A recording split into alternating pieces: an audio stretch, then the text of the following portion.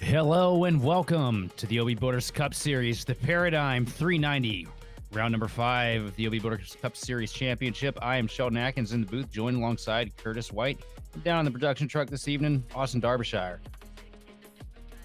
390 miles, Charlotte Motor Speedway. We're going to be in for a treat tonight. A lot of shakeups happening here as far as teams kind of finding pace in the past few weeks, and maybe a couple of rivalries left over from 600 grueling miles last night in the NIS series. So it's going to be a lot to keep your eyes on. But before I get into any more of that, Curtis, how you doing this evening, and how do you feel about Charlotte Motor Speedway? I love Charlotte personally. I'm very excited to see all that kind of carry over to tonight. A lot of our drivers tonight already got about 400 miles already ticked off, and now we're gonna have another 390 to add to it.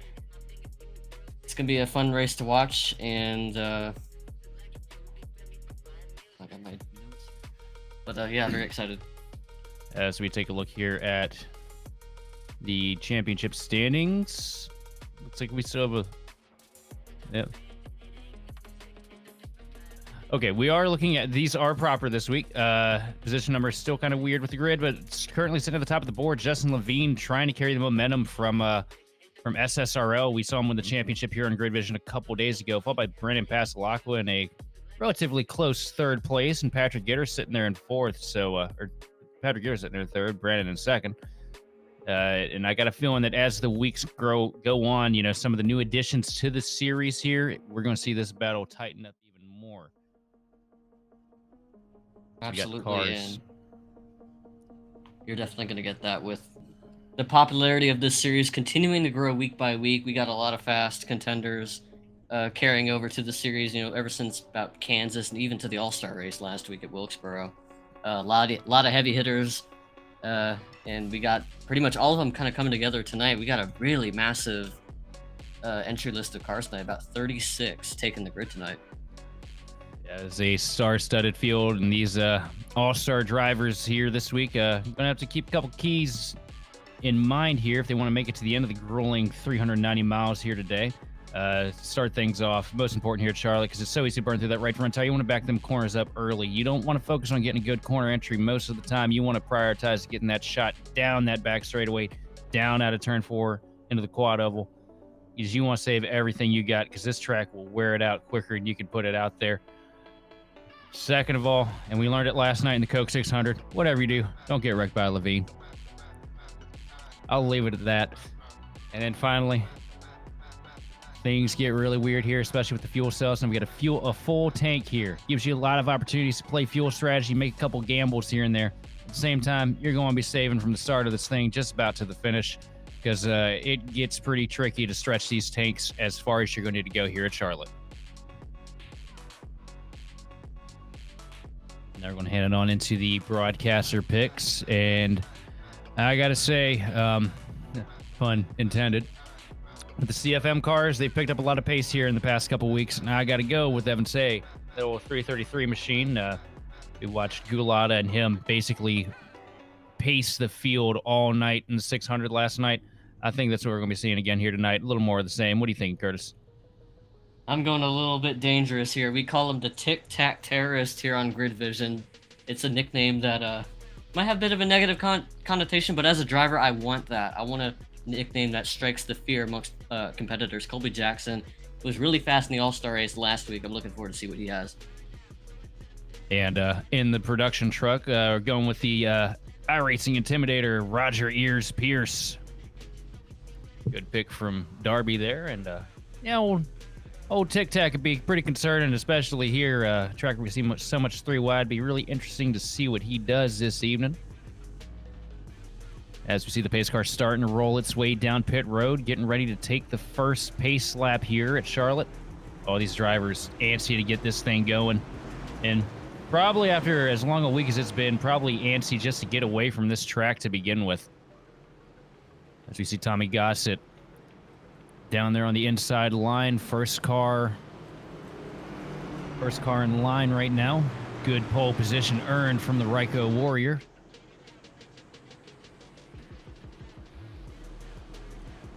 Also, if I remember correctly, we got a little bit of a change up with Conklin, because I remember Ken Byron told me that switching numbers this week, so Conklin no longer in the 54 machine, now in the 10. And he's not the only one. Our pole sitter, Tommy Gossett, has also switched numbers on us as well. The score ticker has him as the 33, but he is in the 80 car tonight. Just getting rid of a couple duplicates now. Everybody be sure, if you haven't sent the driver cards, to send them in to us as soon as you can. We'll show you what happens a little later on if you don't do that. As the pace car getting ready to take that duck down pit road, cars lined up side by side into the iRacing restart zone. A star-studded cast going to go to it here as the green flag comes out. Tommy Gossett gets a good launch through the gears, but Sean Conklin's going to hold on tight on the right rear quarter panel, and we are under the way.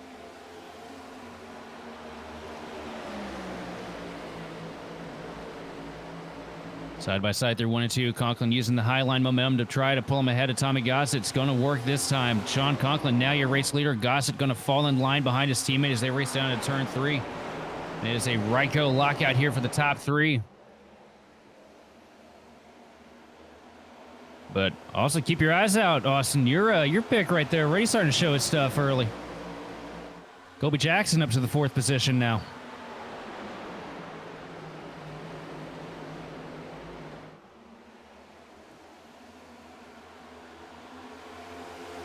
Down the back straightaway.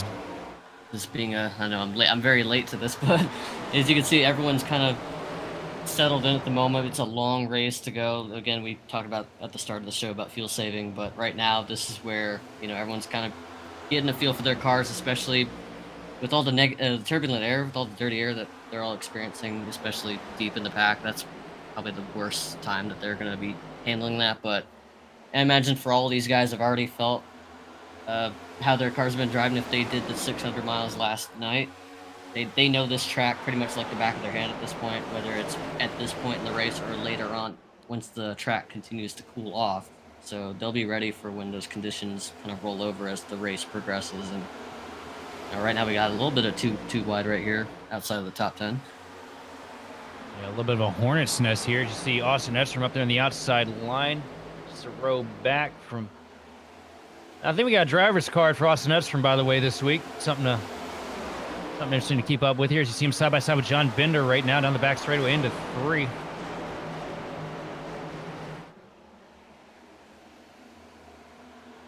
That outside line, man, you can make a whole lot of spots up there early, but what I've noticed this week is it just absolutely chunks those tires off and sends you to the back real quick if you can't get tucked back down to the low lane. So it's going to be really interesting to see the pace on these cars after a handful of laps if they do get stuck up there for a bit.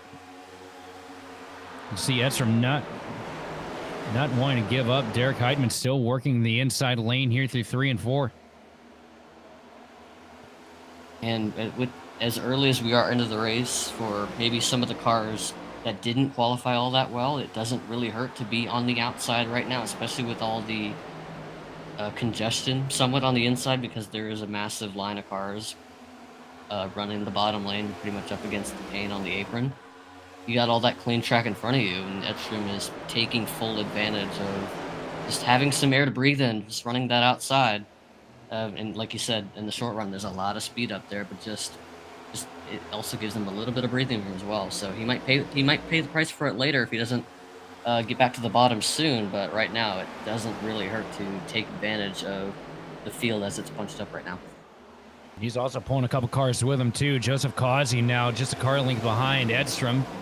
working on trying to make a pass on the 76 of Heitman as well. As you see, Edstrom try to tuck down in front of the 56 machine of Johan Seminario, but not going to be able to do it. A little bit of a checkup from the 12 machine of Paul Bergoli. He's going to close the door before Edstrom can even get to it. So now he's stuck side by side with the 12 machine of Paul Bergoli here through the front straightaway to turn 1.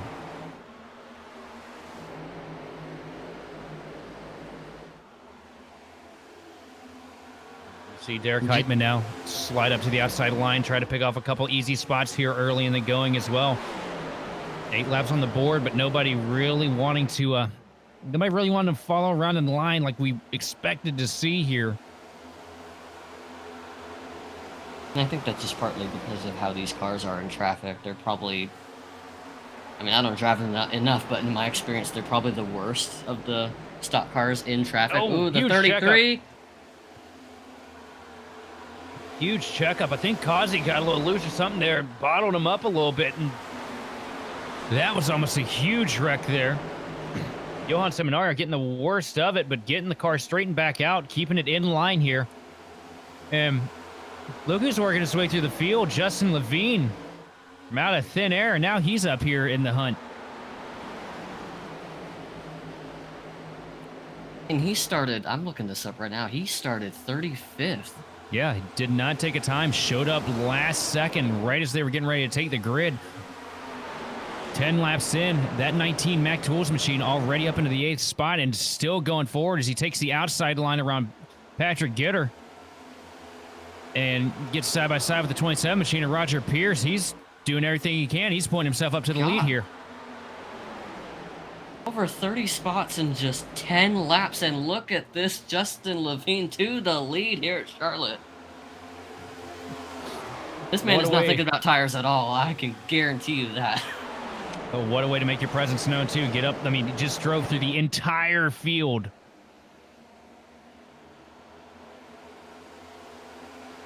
In 11 laps, I mean, that's a Kyle Larson caliber performance. No, I got to stop blowing up his ego. He'll back it up into the fence if I keep on. Ooh, Levine's or Larson's?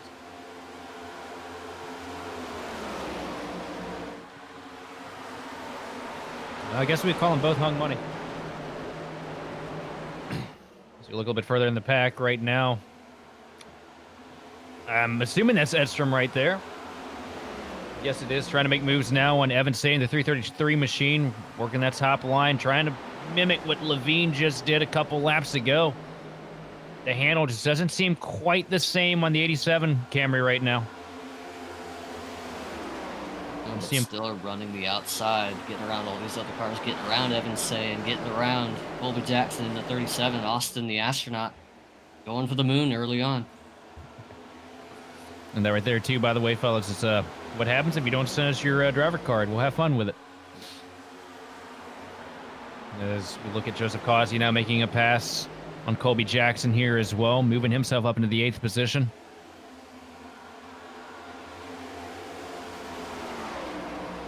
Now Heitman going toe-to-toe with the Tic Tac Terrace into 3 and 4. On the outside line, the 76 machine trying to use the momentum to pull him around, slingshot him past the 333 machine. But it looks like that bottom line and the top line are kind of a little more equal towards each other compared to what we see some majority of other weeks here on the service. Yeah, and I mean, that could also just kind of vary on a bunch of different factors and whatnot, but in the bottom, not really a bad line to run. I mean, obviously you want to be there for tires in the long run, but it does have a good amount of speed if you run it right. Like right now as we ride on board with Evan Say in this the triple three as he's running tonight. He's following along the Tic Tac Terrace to Colby Jackson. You get those left side tires right on the blue and white paint. That's the ideal line you want to have. Your car will pretty much stick to the paint and it'll just be riding a rail. You're able to carry so much speed out of the turn if you hit it right, but if you don't, you'll pay the price for it.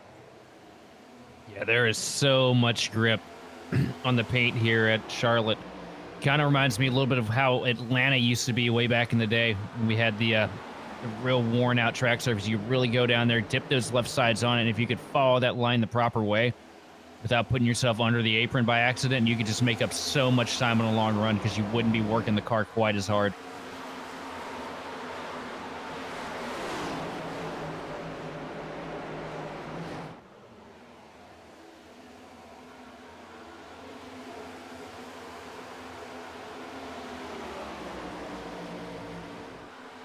Also looks like Kobe Jackson having a little bit of a handling issue early in this thing as we see him kind of working his way down the totem pole here.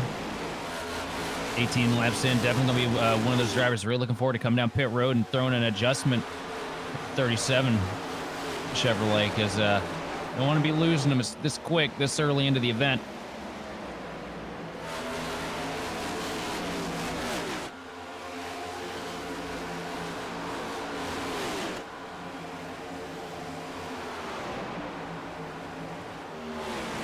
Right now, they're looking a lot more racy here this afternoon than certainly than what we saw last week, but realistically what we've seen all week here on Grid Vision from Charlotte, because most races that we've covered, it's just been kind of a single file progression for the first 30 or so laps, but these guys really just getting out at it and trying to send it, make up as much track position as they can early in the event. And with the amount of cars that we have in the field tonight, I think track position probably matters more than it normally would, right? Because you can hang back as much as you want, but if you start giving up maybe 5-10 spots trying to save your stuff for later, you're getting yourself shuffled back. And if this thing stays green, you're just in a less and less ideal position. So you really want to get as many positions as you can to set yourself up, you know, in a much better position for later on in the race. So if you're sticking with a certain strategy, you don't want to be like 25th. Oh, we got a battle coming out. Oh, we got a car on the wall, the 40. Dustin Motley catches the fence. Chris Crosby throws it down underneath him at the last second of corner exit. Kind of psyched the 40 machine out, rides up into the fence trying to avoid him. Chris Crosby going to take the position with ease, though, on that. Chris Crosby, the 9 machine, now up to P15.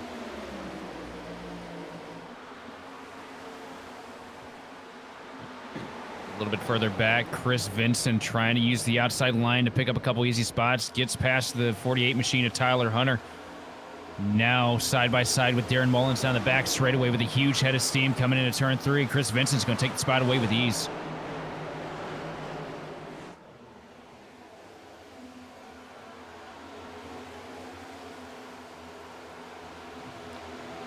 Another car that's netting forward right now with a huge head of steam as well. It's going to be the 23 machine of John Bender. Just got past Chris Vincent. Now he's starting to set his sights on the 9 machine of Chris Crosby through 1 and 2. We've also got a battle up at the front. Right now, battle for the lead. Patrick Gitter has the position right now. Justin Levine working the inside line. Looking like Levine may have lost a little bit of tires. Right here, we're going to look at how the pass happened. Gitter just sends it all the way up against the fence through 1 and 2. About a half-inch off the wall. Gets to the quarter pound of Levine, and there's not really much contesting when somebody gets to run that strong on the outside lane. It's kind of what I was worrying about with Levine, that 19 car. You know, pushed his stuff pretty much to the limit those first 11 laps just to get himself to the front of the pack, considering where he started in the field. It's going to be interesting to see how his car kind of fares with this long run and see where he stacks up with the cars that he's racing around right now that didn't really have to put in the amount of work that he did to get up there. Well, it's looking pretty good for him right now as he's tucked back up to the rear bumper, the 21 machine of Gitter, but we're just going up to that outside line again, trying to find some kind of a hole to get past the 21 for the lead. And right behind him, you got the 10 machine of Sean Conklin and Roger Pierce. So strong showing here already for the Ryco cars, but also a really good run for the Fortis machine. Patrick Gitter. And Gitter, another one of those that just kind of crept his way through the pack, kind of nonchalantly here, got up to the point. See Levine trying to hound, trying to look to the bottom, but here comes a charge to the inside line from the 10 machine of Sean Conklin. Going to put Levine side by side here through 3 and 4. Down the front straightaway. Conklin with the help, with the advantage, getting a nice shot from his teammate Roger Pierce. And that's going to get Conklin side by side here with Patrick Gitter. The battle for the lead starting to shake up again. But Levine, using the momentum of the top line, going to stay hung up on the right side of Conklin, and he's going to try and pull an advantage coming into 3. But Conklin going to send it back down to the bottom up against the paint, and it looks like he's going to clear him coming out of 4. Conklin with the slide job. Sean Conklin now up to P2.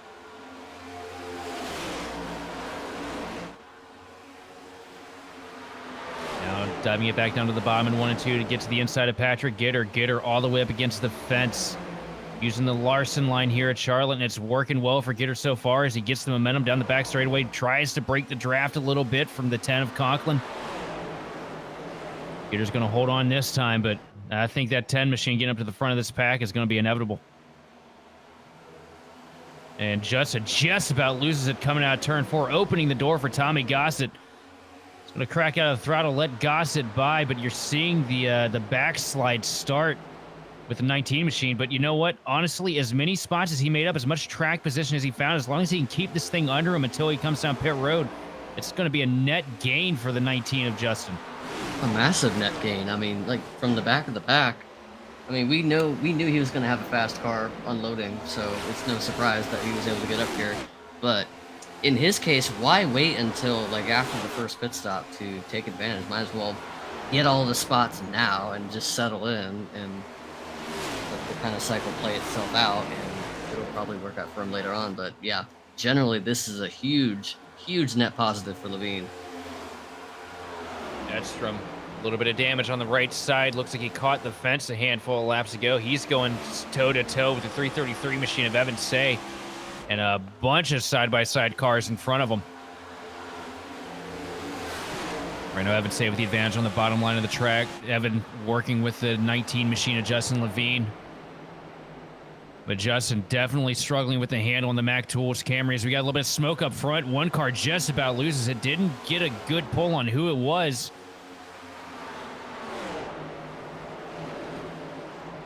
Now Pierce working to the outside, trying to get back by Tommy Gossett.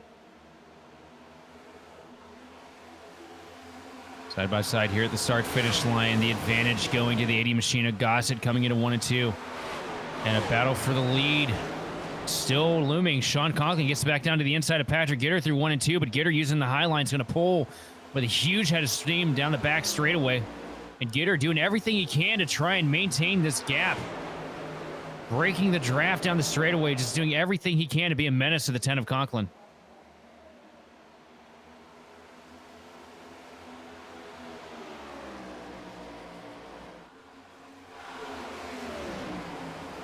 I'll tell you what, man, I am so impressed at how well some of these guys are able to make that top line work without absolutely torching the tires.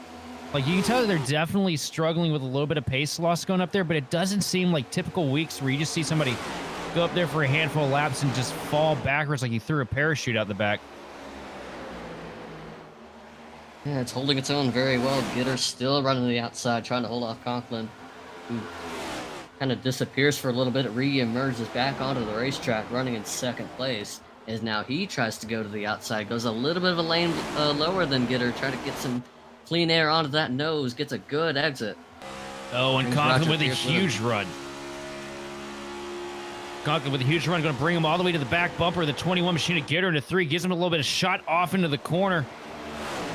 Tries to go back down to the bottom lane like we've seen so many times before, but Gitter going to have the advantage again out of turn 3. But not as much as what we're used to seeing here. Now they're going to be dead even coming into turn 1, and Conklin going to send it all the way down to the paint. Is he going to be able to clear for a slide? No, he's not. Gitter going to charge back strong to the outside. But Conklin just barely gets clear, and he's going to shut the door in Gitter's face. But here comes Gitter with a crossover to the inside. I like this bottom lane in 3 and 4. You got a it's really good exit. The back end. Oh, the back end just about came around on Gitter. That's going to throw him back behind Conklin. Sean Conklin now going to take the lead 35 laps into the race.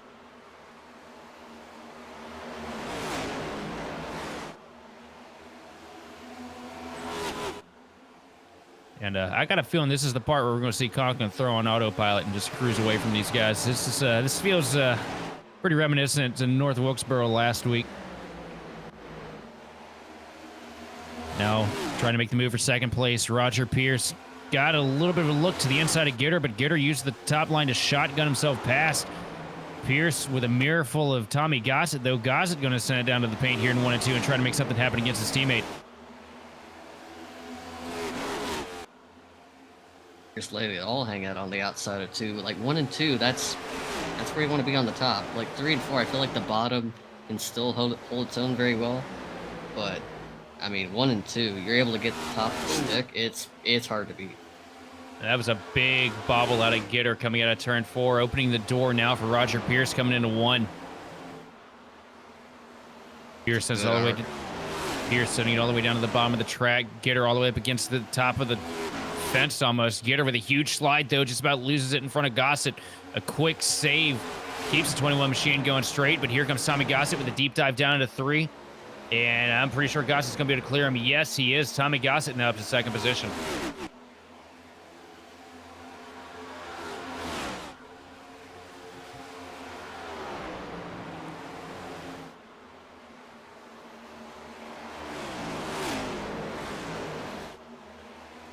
Oh, Tommy with a huge slide out of 2. Tell you what, nobody really looks comfortable out here right now. A little bit further back, Johan Seminario now diving to the inside of Joseph Causey for 3 and 4. This is the battle for 10th position. Causey uses the top line, though, to pull himself out with an advantage. Causey going to move up, maintain 10th position for now,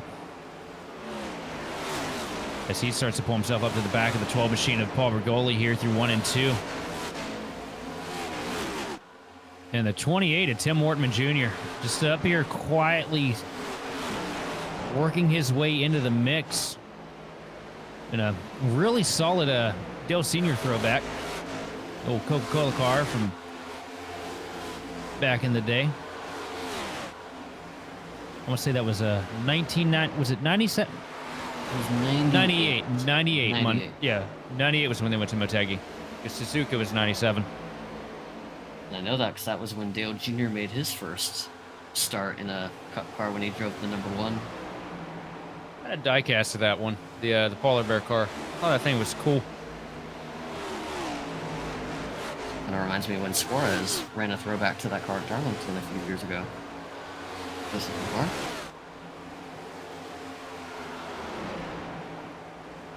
So the Paul Bergoli now down to the inside of Justin Levine.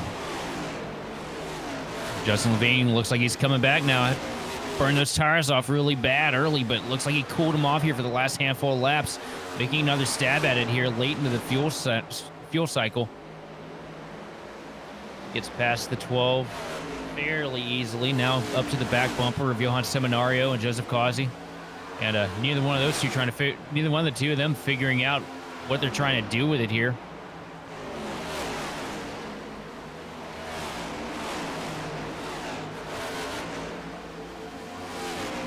Most part, aside from this little battle that's been just looming lap after lap, it's pretty quiet throughout the majority of the field. Evan saved, though, working himself up, getting close back in on the door of the top 5 here as he gets up to the back bumper. Derek Heitman through turn 4. I'll tell you, keep an eye on Derek Heitman. That 76 car actually has been trying to get around Roger Pierce for 4th place for about the last few laps. Pierce's cars looked a little out of shape. Well, kind of like that, as Heitman kind of did the same thing out of turn 2 with a little bit of a correction in the wheel. But he's been trying to work over this 27 car for like the last 5 laps, and he's going to get a nose here on the inside, getting all down to the paint, getting those left side tires gripped up, trying to get side by side with him through the quad oval. He's going to have a huge run through here past the line. We'll see if he can get the entrance here into turn 1, see if he can actually get him here for 4th place. Side by side down to 1 and 2, but Heitman's going to miss the bottom of 1 and 2 just a little bit. It's really going to kill the momentum as you see him fight with the back end of the 76 machine. Let's open him up. Roger Pierce caught the fence a little coming out too, but Pierce is going to be able to carry a little bit more momentum because he didn't have as big of a slide. But this is opening the door for the 333 machine to Say, and huge slide out of Pierce. And here comes Say around the top end of the racetrack, and he's going to take 2 for 1 coming to the start-finish line. Probably wasn't expecting that door to open, but hey, might as well get it. 2 for 1 special, you go for it. That's the 2 for 1 special at Gapplebee's. Evan Say working himself up into 4th position now. Nice little climb here the last couple of laps. Looks like that car is really starting to click in here as we get to the last few laps of this segment. Currently running a 31.06, and that hang on, dang pace car threw me up. That last time by, a 30.977 out of your race leader and a 30.94 out of Evan Say. So comparable pace. All these guys up here in the top 5, all running 30.9s.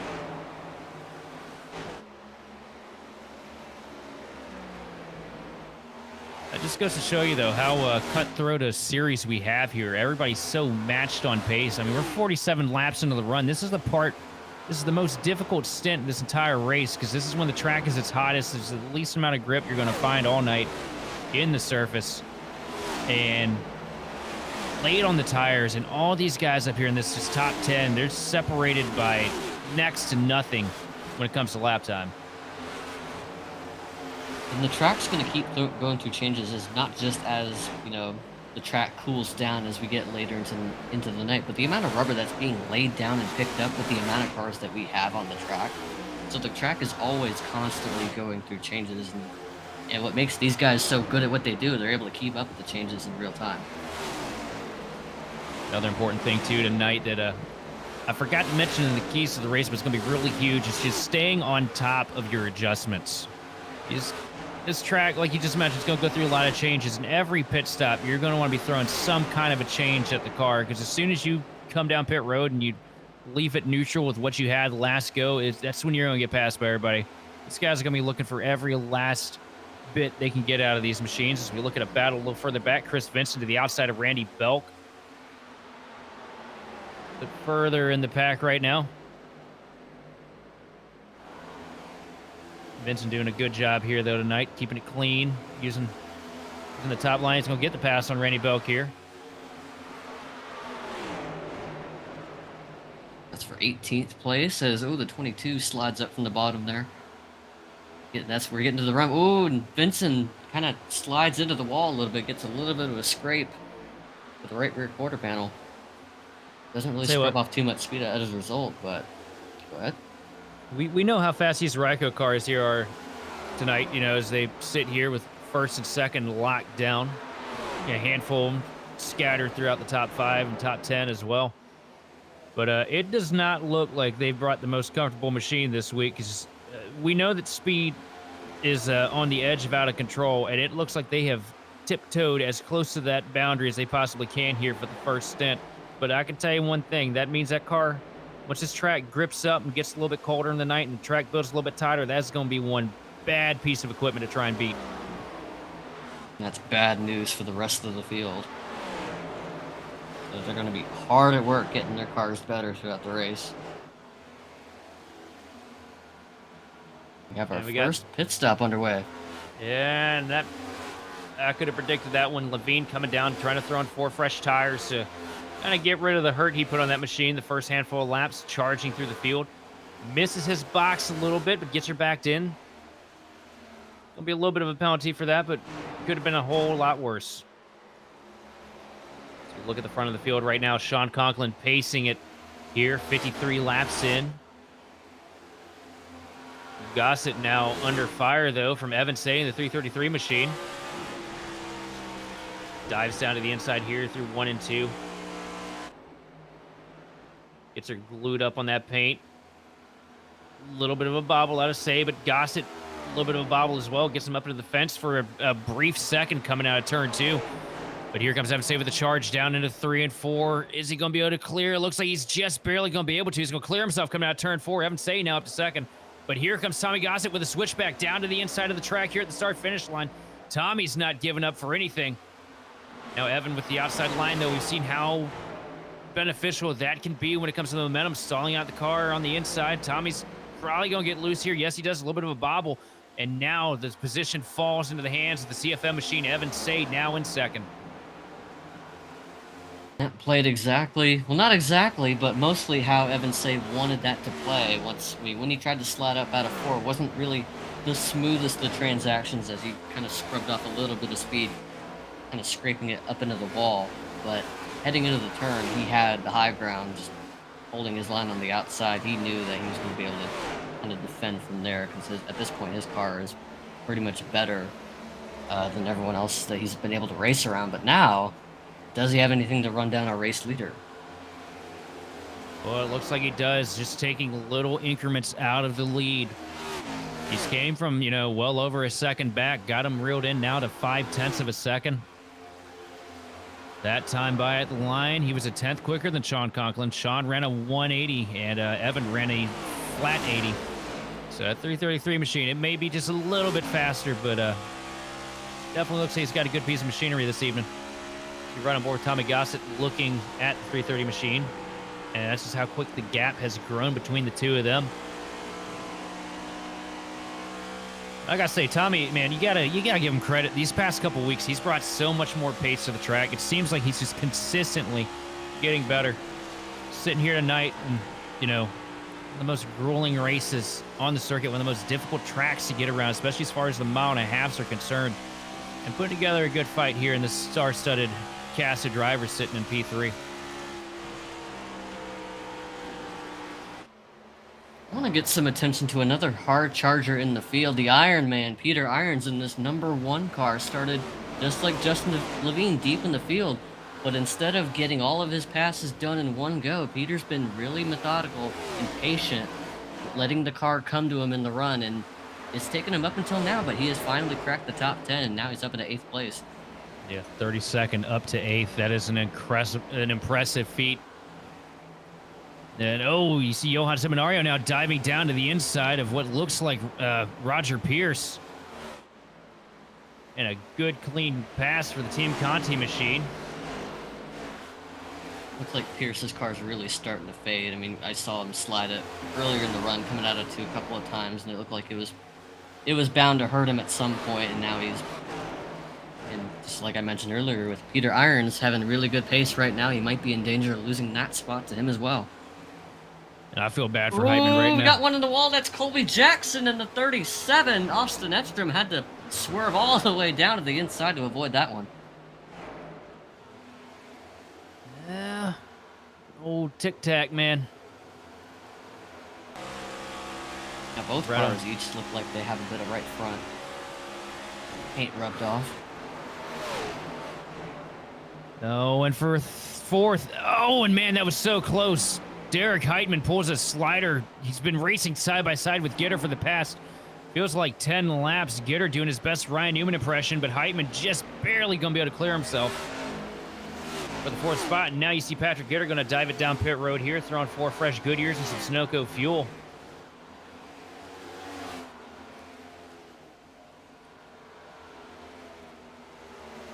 Well, the illusion of Sunoco fuel, our producer says, the thought of it.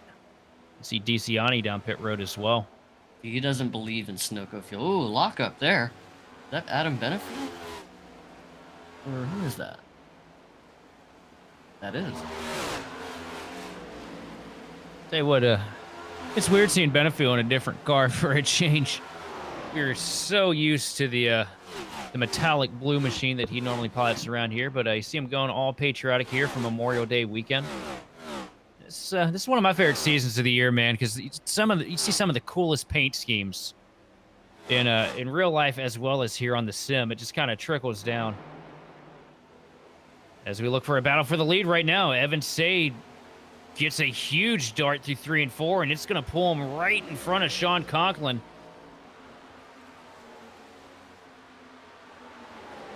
Is Conklin going to be able to fight back? I don't know. Doesn't quite look like as you see him wash up a little bit in the dirty air of the 333 machine. Evan Say's got the spot here down the back straightaway. Also, Adam Benefield, thankfully, reporting through the chat that he unfortunately received a little bit of damage there on that last stint. So, difficult break for Adam, but long race, plenty of time for him to get that thing fixed up, especially if we get a handful of cautions here or there. Definitely not over yet, as you see Timothy Wortman Jr. now diving it down pit road here.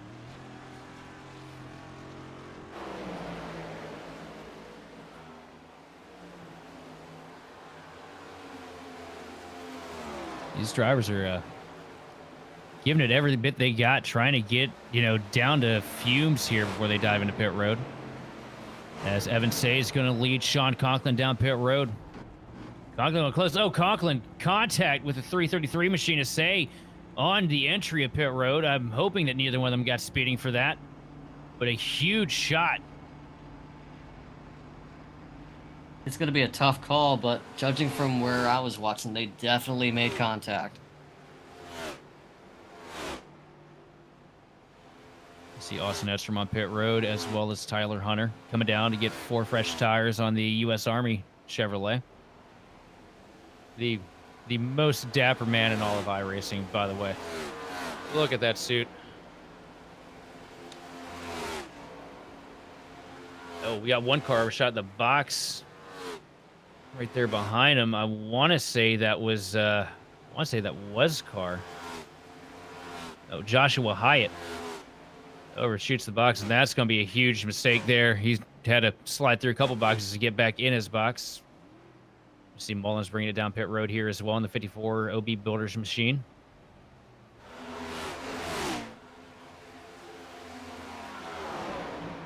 Here at the front of the pack right now, Tommy Gossett opting to stay out just a little bit longer to try and give himself as good of a gap on the fuel as he possibly can. Maybe have a little fresher tires at the end of the run.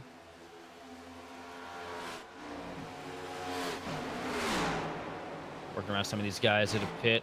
Well, that one looks like just a standard lap car at the moment. Tommy going to dive down pit road here, though. Going to forfeit the lead. Good, clean entry for the 80 machine.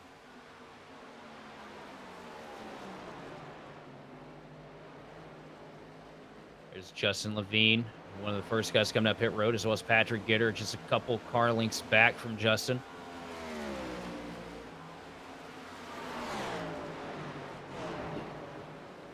Wade cycling right now. Justin Levine will be the leader, but only temporarily, as he's on 15-lap tires here. And look at the stint length here. Yep, Levine, 16-lap tires. Patrick Gitter, 7-lap old tires. And Evan Say and Conklin sitting there matched on 3-lap tires. So a lot of different distances here on the tire length, but we'll cycle the stuff out here as we pull up the replay of what happened on pit road. And I just think it comes down to Conklin's trying to close that gap as much as he can to keep himself competitive here. Gets a little late into the zone. And Say being conservative on his pit entry. That's where the two cars met. I'll tell you what, if the goal was to close the gap on Evan Say, well, he definitely accomplished that because both cars were able to get in the clear on that pit stop. Neither one of them got bought for a penalty. And as a result, he is now actually ahead of the 333. It was actually the 333 was ahead after the pit stop, but Conklin got close enough on exit where he was actually past him on track. So now Conklin in this number 10 car out in front for now.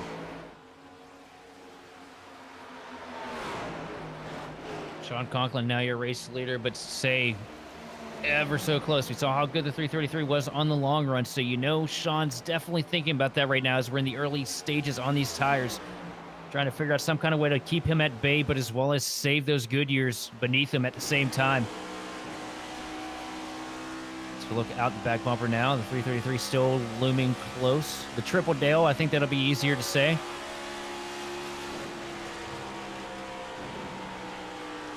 Work through 1 and 2 here. The field right now, since the pit cycle, everything kind of tamed down at the moment. Not much really happening on the track. So, just gotta wait for it all to build back up. So we look at Patrick Gitter and Justin Levine. Patrick Gitter going to take away the spot from Justin Levine. There's the difference in tires you're seeing already out the window. If there's anybody in the field that's hoping for a caution pretty early here into this tire cycle, I think it's going to be that 19 Camry of Justin. So you definitely need something to kind of pull him back into the race now that he's got all the track position that he was looking for early. And the good news for Levine, with everyone as spread out as they are now, he doesn't need to push as hard as he did on the initial start. So now I think even at the deficit he's at now tire-wise, his car will finally, I think, show that it's better than what he let it on to be early on with the way he burned them off at the start. So I think it'll still benefit him, but obviously, you know, guys like Conklin, Evan Say, all the guys that are on fresher tires than him are going to take advantage of that, but I still think it'll be another net positive for the 19. Oh yeah, he can definitely maintain his stuff now and mind his own race, not have to worry about what everybody else is doing. And he can also wreck the field for 7th too if he needs to. Oh, you know what? I think I see a finger being shot out of the window of the 19 machine at me up here in the booth, so I'll step back into my lane. But field in the hands now of Patrick Gitter as he starts to walk away from 2nd place. And battle right here, right in front of your leaders. These guys further back in traffic trying to race for the lucky dog here, as it were.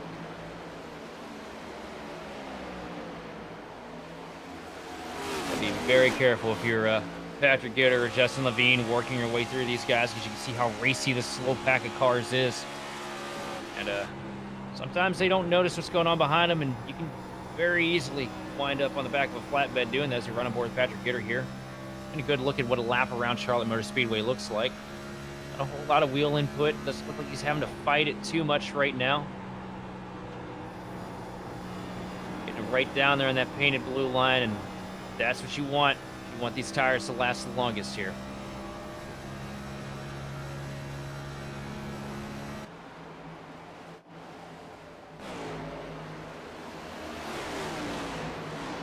And we saw Gitter at the start of the first stint, rather. His car didn't seem like it had the pace as the rest of the front runners. He did get up to the lead at one point, but eventually kind of fell outwards.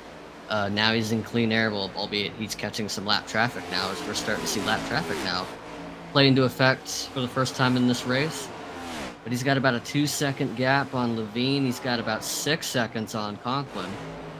So another guy that can afford to kind of let off a little bit, save his stuff. The reason why we saw the fall off on Gitter too, though, is I mean, it's what Gitter does best at the early stages of these races, and he's always one of the first guys to go out and try different lanes. Goes up to the top, charges about a ½ inch off the wall, was about a car width wider than anybody else is running up there, and you know, it definitely burned the tires off, but he made up a lot of time, and the most important thing is he learned a thing or two about his car's handle there. Learned about the options. That's one of the things I like about, you know, watching Gitter up here in the booth, is he's not somebody that's going to follow the status quo. A lot of these guys will just single file follow the leader, not Patrick Gitter. All right. Sorry about that, guys. The microphone decided it wanted to meet my lap there for a second, but we got not the only one going with the status quo here, ladies and gentlemen. We decided we wanted to see what the microphone sounded like from the lap, and it did not sound good. We are back in the proper position now. But even here in the booth, we experiment. I guess that's my equivalent to Michael Waltrip dropping the flag on the track. We're dropping a taco on Denny Hamlin's car. But to try and get the reins back on this here, with everybody kind of just single filed out, I think now is as good a time as any to send it to a quick commercial break, and we will be back to bring you more of the racing action here on the grid.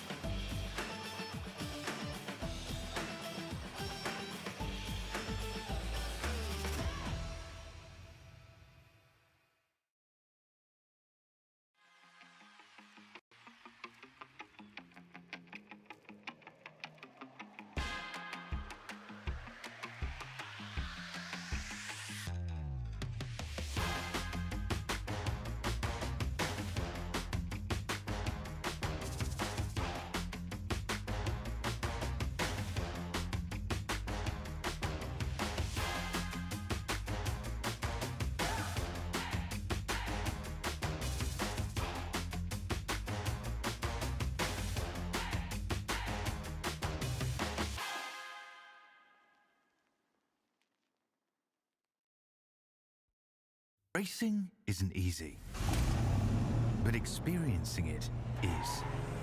iRacing puts you in the driver's seat with the industry's leading sim racing game. Drive on laser scan replicas of the greatest racing circuits from around the world. Go head-to-head against other drivers chosen by skill-based matchmaking to ensure competitive racing at every level. Compete across all your favorite series. In officially licensed cars, engineered to deliver the most accurate driving experience possible.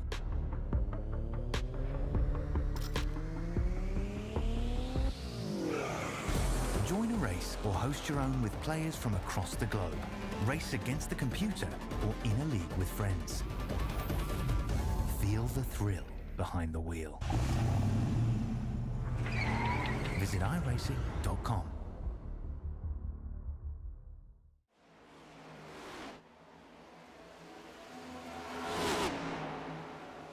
And welcome back to the LB Builders Cup, live from Charlotte here on Grid Vision. You saw it there on the side-by-side. Justin Levine getting overtaken by Sean Conklin and Evan Say. A little bit of a blink out of Sean Conklin there for a second, but he's back on track. Still trying to hold off the 333 Chevrolet of Evan Say. And Levine is unfortunately fading fast. Sure, Edstrom's happy to hear those words, as he's fallen into the hands now of Derek Heitman and Johan Seminario. I've noticed that a couple of times with Sean Conklin. His car occasionally had a couple of blinks in and out. I don't think it's going to be a concern, but it's something I'm keeping an eye on right now as Derek Heitman, the 76 car, gets by. And you got Seminario, the 56, side by side with Levine. Well, I think the problem with Conklin is he's faster than Xfinity Internet. No? No. I know everybody hates me for that one. I can tell by Curtis's silence and also listening to him talk about There's how a he lot hates... of things that I can list that are faster than Xfinity Internet, and a bunch of them I cannot list on broadcast, so we're just going to move on. Oh no, go ahead and cook.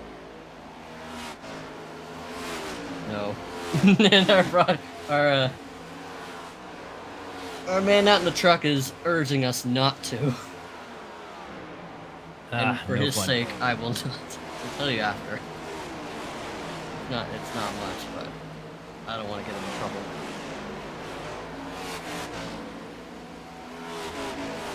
Right now, as we look through the field right now,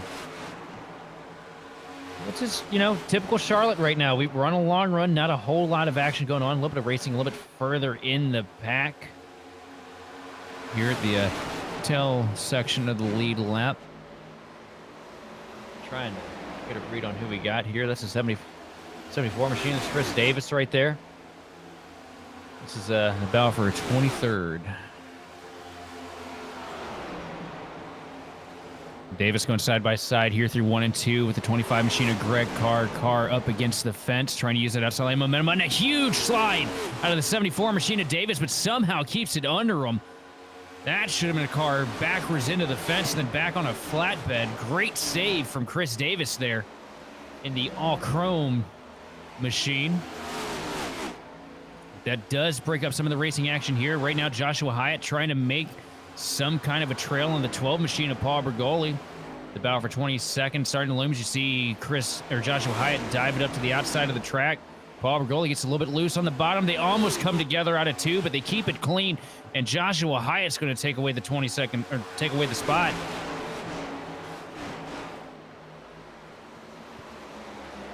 Quite a dogfight back here. A lot of names that you wouldn't expect to be this far outside of the top 20. I'm looking at the 3 car, Luke Christian, considering, just how fast he was in the All-Star race last week, and now we see him, struggling to crack the top 20. Yeah, it's definitely a rough night for him, and also another one that's not having the best of nights is definitely Luke Christian. We're watching the 3 machine sitting here in a 23rd. We're used to seeing a little bit more out of them. I mean, hopefully they, a car that's built for the long haul, a car that's built for the end stages of the race once the track changes. You see him right now trying to make moves on the 12 machine of Paul Bergoli. Bergoli going up to the outside line now, going to try and use a little bit of momentum to get pulled down the back straightaway, trying to find anything, because you can tell the 12 is struggling with the handle of it right now, just trying to stop the bleeding the best he can. And you know he's at work with that car right now, just hasn't really been able to adapt with the progression of the race, with the changes that the track is going through right now. And he was a car that we saw at the top 10 at the start of the show, and he's just been kind of dropped anchor since then, and he's currently trying to right the ship as he is at work now. Door to door with the 3 of Luke Christian for that spot. Luke Christian going to dive it down into turn 3 to the inside of the 12 of Paul Bergoli. Bergoli trying to make it stick up on the outside line, but not able to find the momentum he needs. Here comes Luke Christian, and he's going to take the spot with ease into the quad oval. Move the 3 machine up to P22, and there's a battle about to shake up again. Here's Greg Carr, sends it in off the top rope, just about loses it, but gathers it back up quick and pulls right back up to the door of the 12 of Paul Bergoli down the back straightaway.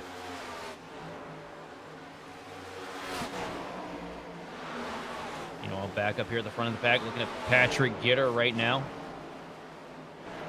As you're looking at him still holding a 2.1 second advantage over second place Sean Conklin. A pretty good job considering there's a couple laps between them on tires. Feels like 1 lap advantage can be make or break here some weeks with the Cup car. Gitter doing a good job keeping the pedal down. But he's got a couple lap machines in front of him. He's got the 72 machine of Shane Clore that he's trying to make a pass on right now. Gives him a shot into 3, pushes him up the track.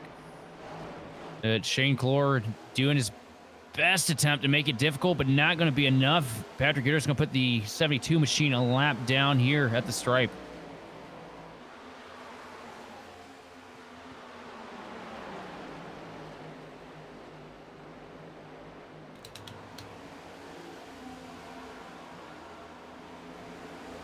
Let's get a biography on that Triple Dale machine of Evan Say here. That's one I haven't had the opportunity to talk about a whole lot in the series that we broadcast. Hometown of Chastity, South Carolina. He hates cars, hates movies, hates music, and hates drivers. Well, that's a simple one right there. You should fill out the sheet. Fill out the sheet. Let's get to know you better. I can tell you somebody that did fill it out, though. Oh, Roger Ears Pierce from Freedom, Ohio. Favorite movie's Top Gun. Kickstart My Heart by Motley Crue. Now, that's a good one. I've made a lot of terrible life decisions cranking that off the speakers. 1988 Chevrolet Scottsdale V30 is his favorite car, and favorite drivers are Kurt Busch and Dale Jr. And I can tell you, when we interview him, you can definitely get that vibe off of Roger Pierce. See Justin Levine diving it down pit road here, trying to get 4 tires and the illusion of Sunoco fuel into the Mac Tools Camry. He was definitely hurting, pitting as early as he did there, lost a lot of spots, and it feels like a vicious cycle once you get off sequence on tires like that. It's like nothing you do can get you pointed back in the right direction. Patrick Gitter, though, still holding on strong here, but 1.2 seconds now, closing down to just a second flat as Sean Conklin is looming not so distant in the mirror now. The machine's starting to close in for the race lead here. Definitely hungry for the strike.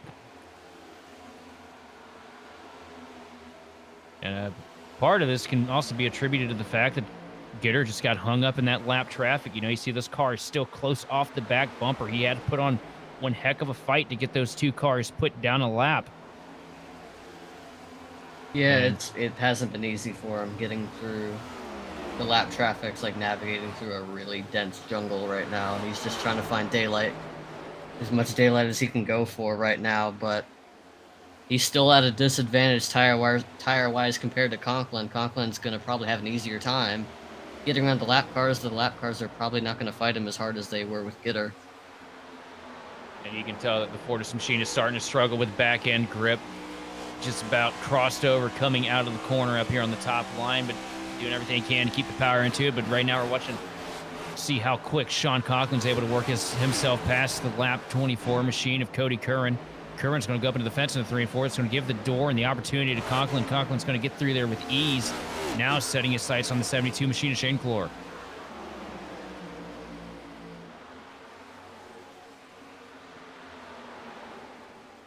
Also, the first of many changes here is starting to happen. You see the track starting to darken here.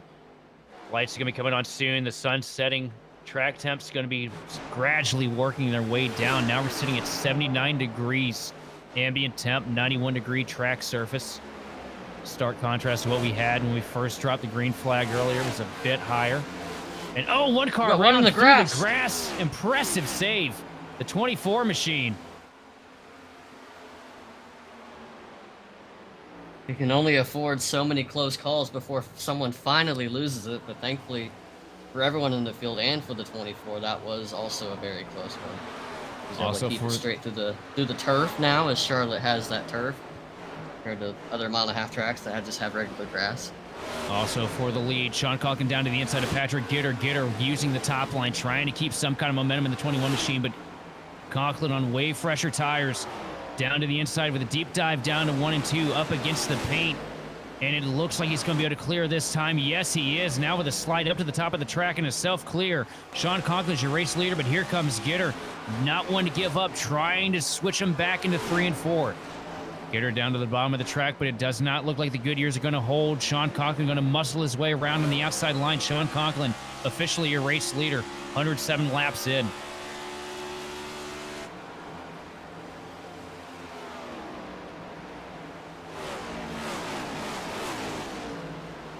1 and 2 with clean track. Conklin's going to do everything he can to try to put himself a little bit of an advantage on the Triple Dale of Evan Say. Sitting back there in third place. He's about to start making moves now on Patrick Gitter to take over the second spot, and it's probably going to be a little bit easier for him than it was for Conklin. Down to the inside of the track. Here comes Evan Say. The fight for second place looming here at the line. Patrick Gitter's going to have it this time, but down into 1 and 2. Say's going to have the advantage. Gonna dive it down in there, clips the apron a little bit, hurts the momentum, but it's not enough to hurt the pass. Evan Say is going to now self-clear himself out of 2, and now he's got the spot. Through the 333 up to P2, and just a handful of car lengths separating him from your race leader. It was a very important pass for Evan Say to make. He doesn't have to worry about Gitter anymore. If his car was as fast as it was at the later part of the run, like we saw when he was able to get around Sean Conklin for the lead. And you see the good news. Play the factor here. The good news for him, too, is if that car has the pace that it had on that first run, he's been closer to Conklin this entire run than he was that entire first stint. He really didn't start to, you know... Oh, we got a crash right now. Paul Hill's around. Caution does not come out. And here he is. And we saw this last night with his teammate, actually, just... gets down to the apron, the transition snaps the 26 machine around. Good job to keep it from sliding up. See the 48 of Hunter following in down pit road.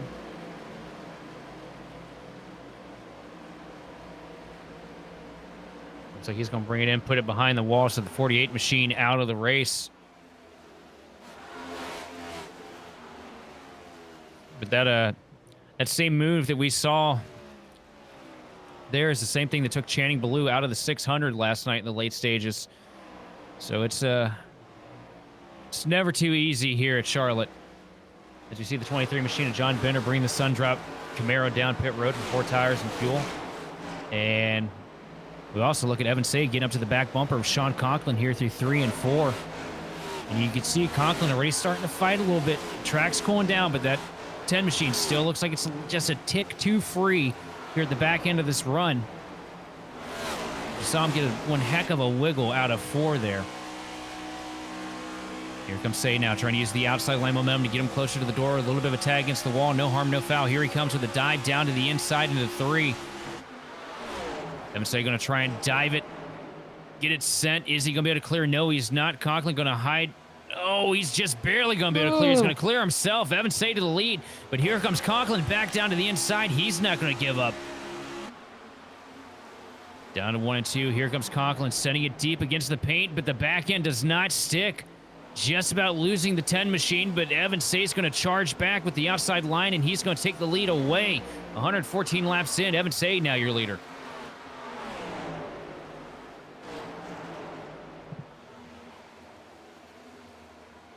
As we look at the I rating on the board here, and this is such a strong cast of drivers here. Evan Say with a 6,500. Sean Conklin working his way up to 10K with a 9,179 I rating. Gitter, 8,000. Heitman, 6,000. Nearly 7K. I mean, such a strong SOF here.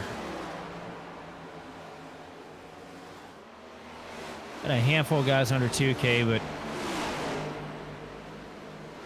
it's impressive. This is how you get better. You know, if you come in here, you don't have all that much experience. You actually put a good, give it a good effort. You can learn so much from leagues like this. As we see on pit road now, the 21 machine of Patrick Gitter, also the 33 of Chris Vinson, and the 5 of DeCiani. Gitter getting into the box clean for his pit stop here.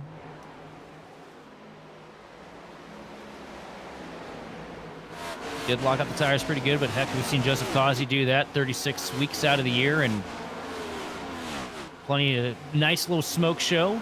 As long as you don't get that speeding penalty, you should be all right. As we look at Say up here at the point, but Conklin not giving up, staying with the 333 machine out of turn 2. Say's going to get past the lap machine here.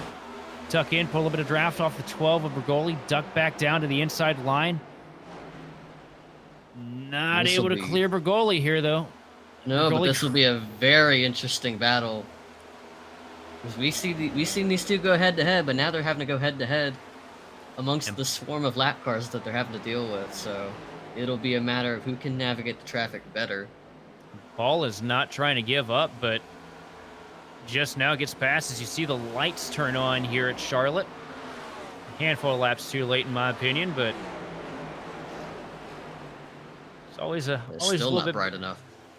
It's always a little bit better with the lights on, I'll tell you that. Track temp 79 degrees, or track temp dropped down to 90 degrees. Not much change since the last time we looked at it. That will be bringing itself down. You see John Bender working the outside line on fresher tires, going to get past the 10 machine of Sean Conklin. That's one of your first guys that pit 4 tires, now working himself past the 333 of Say. Going to get by him pretty clean here. Got one car up into the fence a little bit further back. I want to say that was the 2 machine of Hyatt. Yes, it was.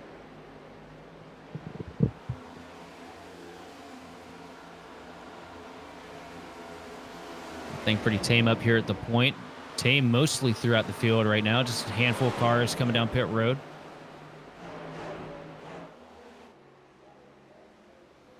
Battle starting to roll out now. Austin Edstrom getting to the back bumper of Roger Pierce. Another car sliding through their box. Crosby. Car. Edstrom using the outside line, trying to pull momentum to get to the back bumper of the 27 machine to make the pass. This is your battle for 7th place. Austin goes high into 1 and 2. And he's up to the outside, takes that line away from him. Yeah, it looks like he's going to plan it and send it. Austin Edstrom moves up to 7th with ease over Roger Ears Pierce. Now he can shoot for the stars.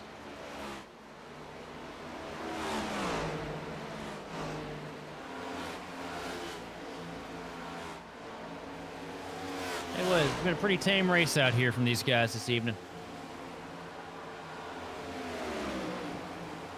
So look at Justin Levine now. Dive down to the inside of the 10 of Conklin. Levine on a little bit fresher tires. Oh, significantly fresher tires. Let me correct myself here.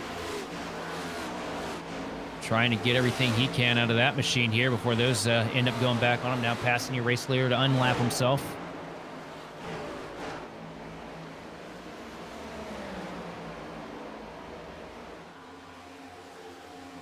Good clean passes. Justin Levine now back on the lead lap.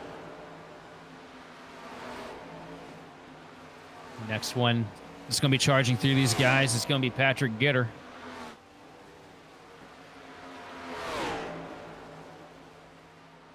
Interesting to see how this 21 shuffles into this cycle once it comes time for these leaders to come down pit road. Battle for 4th place now. Tommy Gossett to the inside of Peter Irons. Going to get the spot pretty simple coming into 1.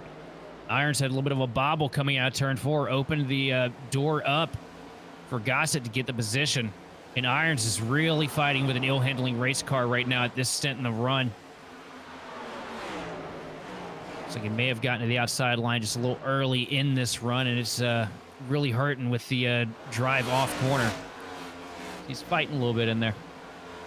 A little bit, but to be fair to him, Gossett's got fresher tires compared to Peter Irons here, because Peter is actually doing a really good job right now. He was able to get around Seminario for the 5th spot, and he's gotten away from him at the moment. So I imagine he's been able to push that car to, where he feels like he needed to. It's probably starting to catch up to him now, but again, still a really good run for him. Making the most of it considering where he started, but Peter, compared to Gossett just has the advantage on him tire-wise. Yeah, Peter's another one of those guys. It just feels like it's one of those where did you come from situations, because don't remember mentioning his name much last year in the A-Open and NIS Top Split broadcasts. But this year, he's really been cooking, really been putting together some really strong runs, and he always just kind of sneaks his way in there. First half of the race, you don't see him. The later stages of it, he's all over and he's in the picture.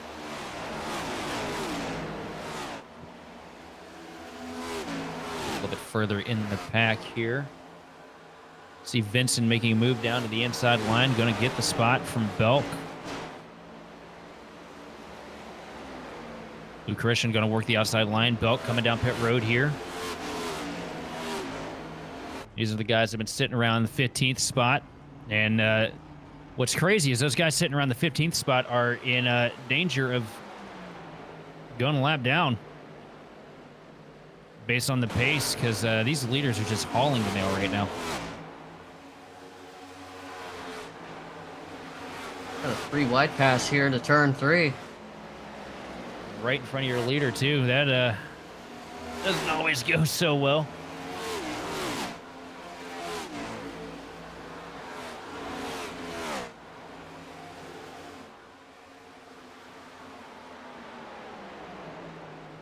We watch Evan say right now, so much pace has been found.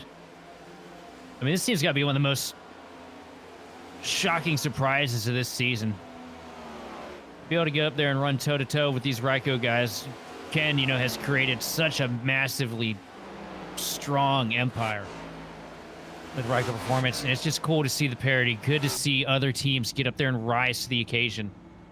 It feels like for the past year or two, it's been Conti versus Ryko. It's always cool to see a third one kind of slot themselves in there. As you see Evan Say dive down pit road here to get 4 tires and fuel.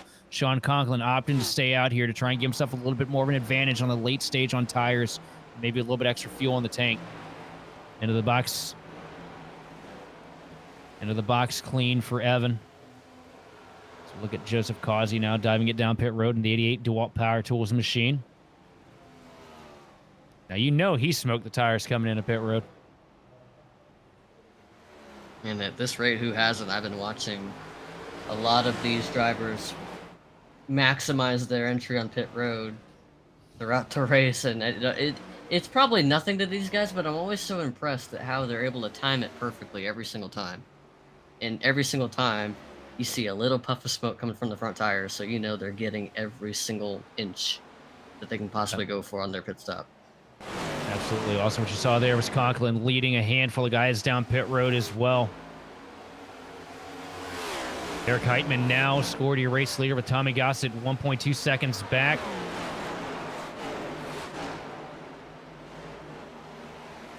See Luke Christian out there on fresher tires. These guys going to have to come down pit road here any minute now. See Johan Seminario bringing it back out on the track, fresh off his pit stop.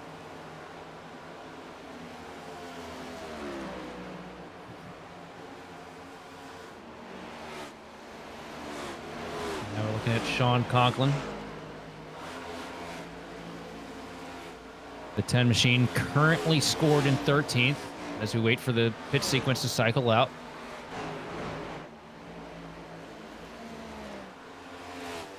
There's Evan say. And on pit road, the Tic Tac Terrace, Colby Jackson going to bring it down for 4 tires and some fuel.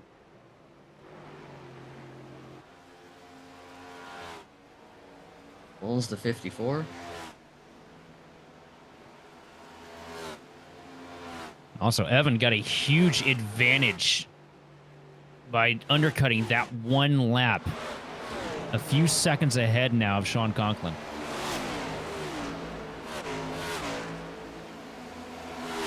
And the plus side for him is he could afford to do that.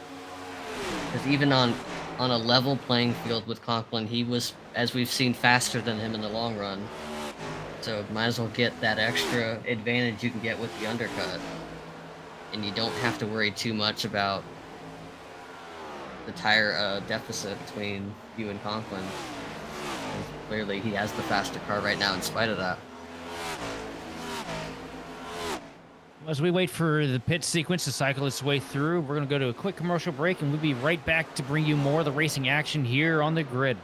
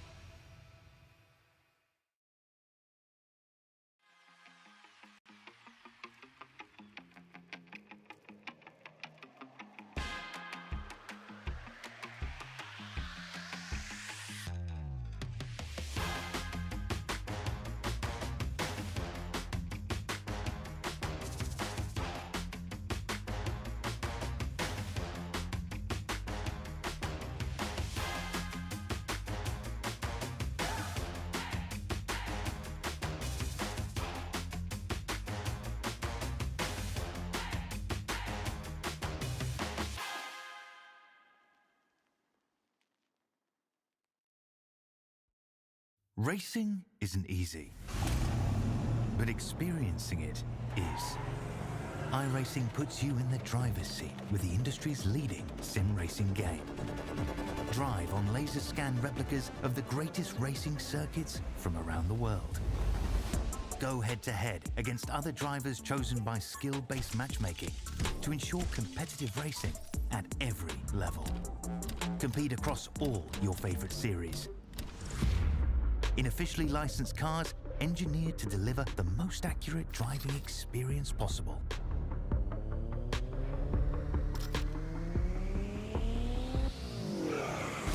Join a race or host your own with players from across the globe. Race against the computer or in a league with friends. Feel the thrill behind the wheel. Visit iRacing.com.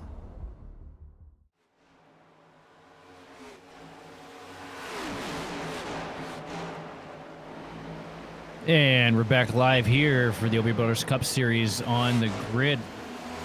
A bit of an incident there for Tommy Gossett leaving the pits. Well, there's a lot of ground on that, unfortunately, as we get the replay up here from the truck. And it's the same thing we saw earlier. It just gets out there, just barely tiptoes over that transition, and it just snaps that 80 machine around. Rough break, because Tommy's been running so good all night. And unfortunately, it does not throw yellow either.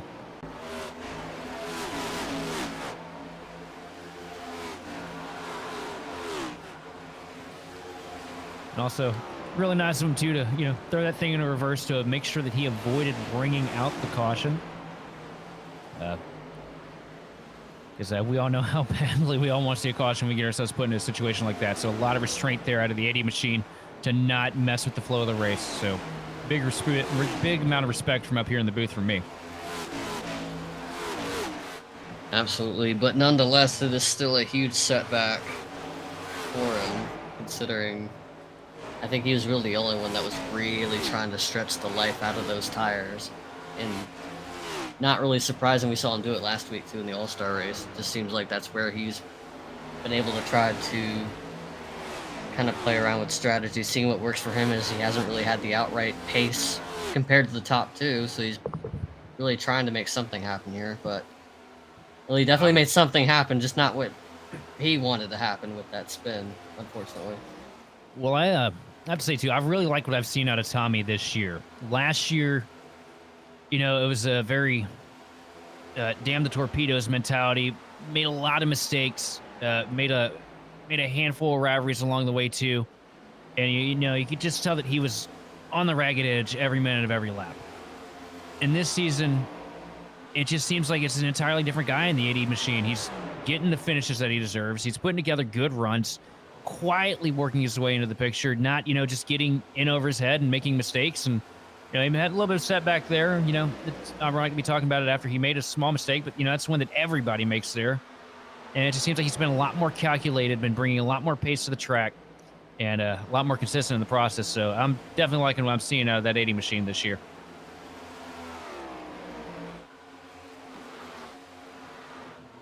As you see him work his way through, but Patrick Gitter still scored as your race leader, 4-5 seconds ahead of Justin Levine in second.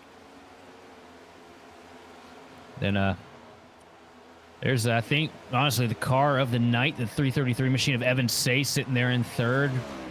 It's about a 2-second advantage second advantage over him and Sean Conklin. And he's doing a good job maintaining that gap.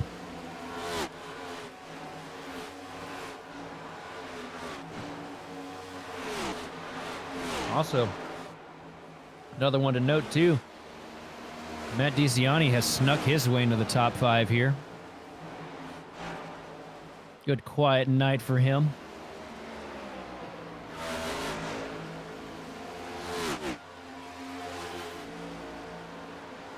As we look at a gentleman from Chicago, Illinois that hates movies, cars, and all drivers, as well as music.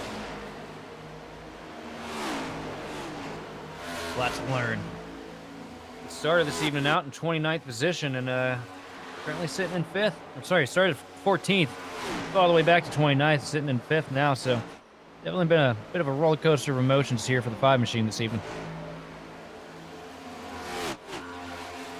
A bit, but you know, comfortably finding himself in the top 5 after, you know, just kind of laying your head low for a bit, not getting the start that you were hoping for, but with the strategy playing out as it is right now. But he's going to be door to door with Johan Seminario. The 56 going to clear him down the straightaway. As we get a picture of him, and I guess he doesn't hate or love anything as we look at his card. I guess he did fill out his card, but it's just broken for him. So I guess we'll just never know what he's into. But nonetheless, we do know one thing: he is in the top 5 at the moment.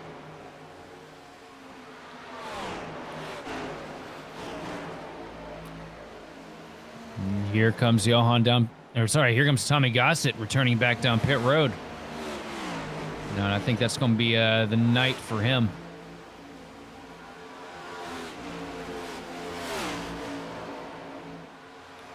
Unfortunate break for him. Be focused now. Justin Levine starting to get a little bit of pressure here from some of these guys that are on fresher tires. You see Darren Mullins in the 54 machine, a lap down past the 19 Mac Tools Camry. Look a little bit further back. Derek Heitman hanging around right now. Looks like he's taking away a spot from DiCiani. Heitman moving up to the 6th position. Justin Levine coming into pit road early here again to get 4 tires and fuel.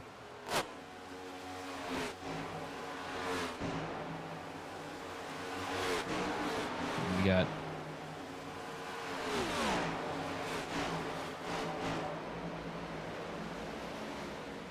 say up here at the point, Sean Conklin closing in though. These guys closing in on Patrick Gitter, your current race leader, the way it's sitting on strategy. Gitter with a 3.1 second advantage, but that is evaporating rapidly here as these guys start to close in on him.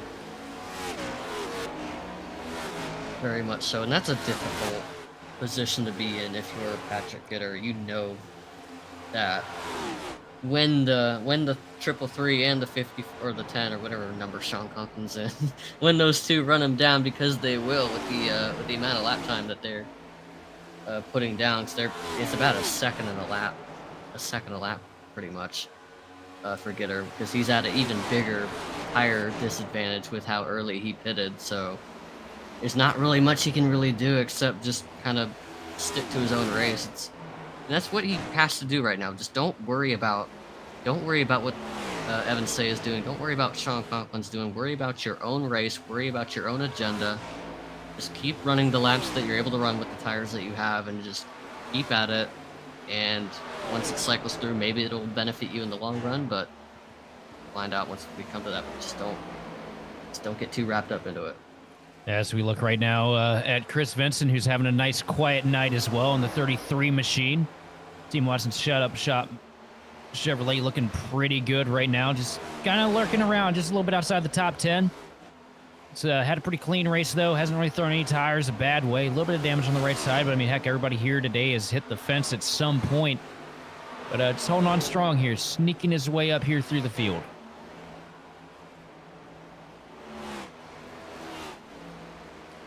You do see he lost a spot or two there to Tim Wortman Jr. and Josh Schaffner, cycling him back to 15th. So we got eyes on Colby Jackson, sitting right here at the end of the top 10, right behind Austin Edstrom. Good quiet run out of Colby here as well.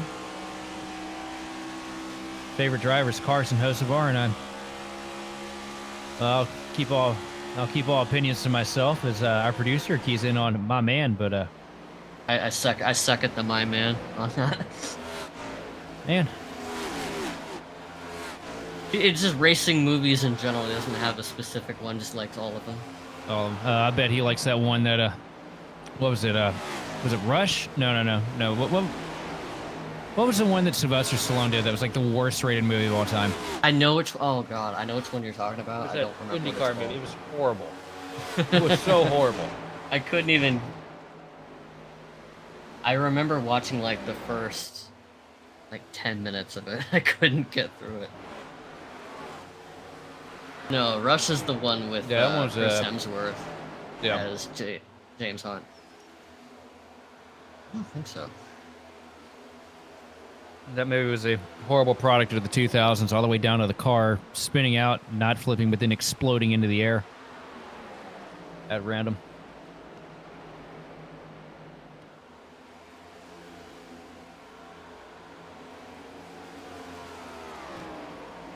But as everything's cycled out now, field back in the hands of Evan Say as he nurses a 0.6 of a second advantage over second place Sean Conklin. Driven. That was the movie, and oh my God, it was horrible. If you're looking for a good comedy that disguised itself as a drama, you should watch Driven. If anyone in chat has seen Driven, in fact, if anyone in chat has seen a racing movie worse than Driven, please let us know, because I would love to know if that's even possible.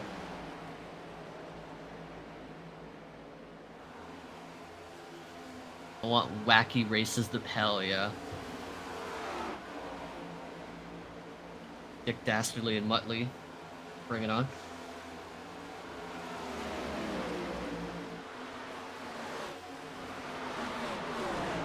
This pack of cars here, Austin Edstrom leading Colby Jackson and Matt DeCiani. Patrick Gitter bringing it down pit road here to throw 4 tires on his machine.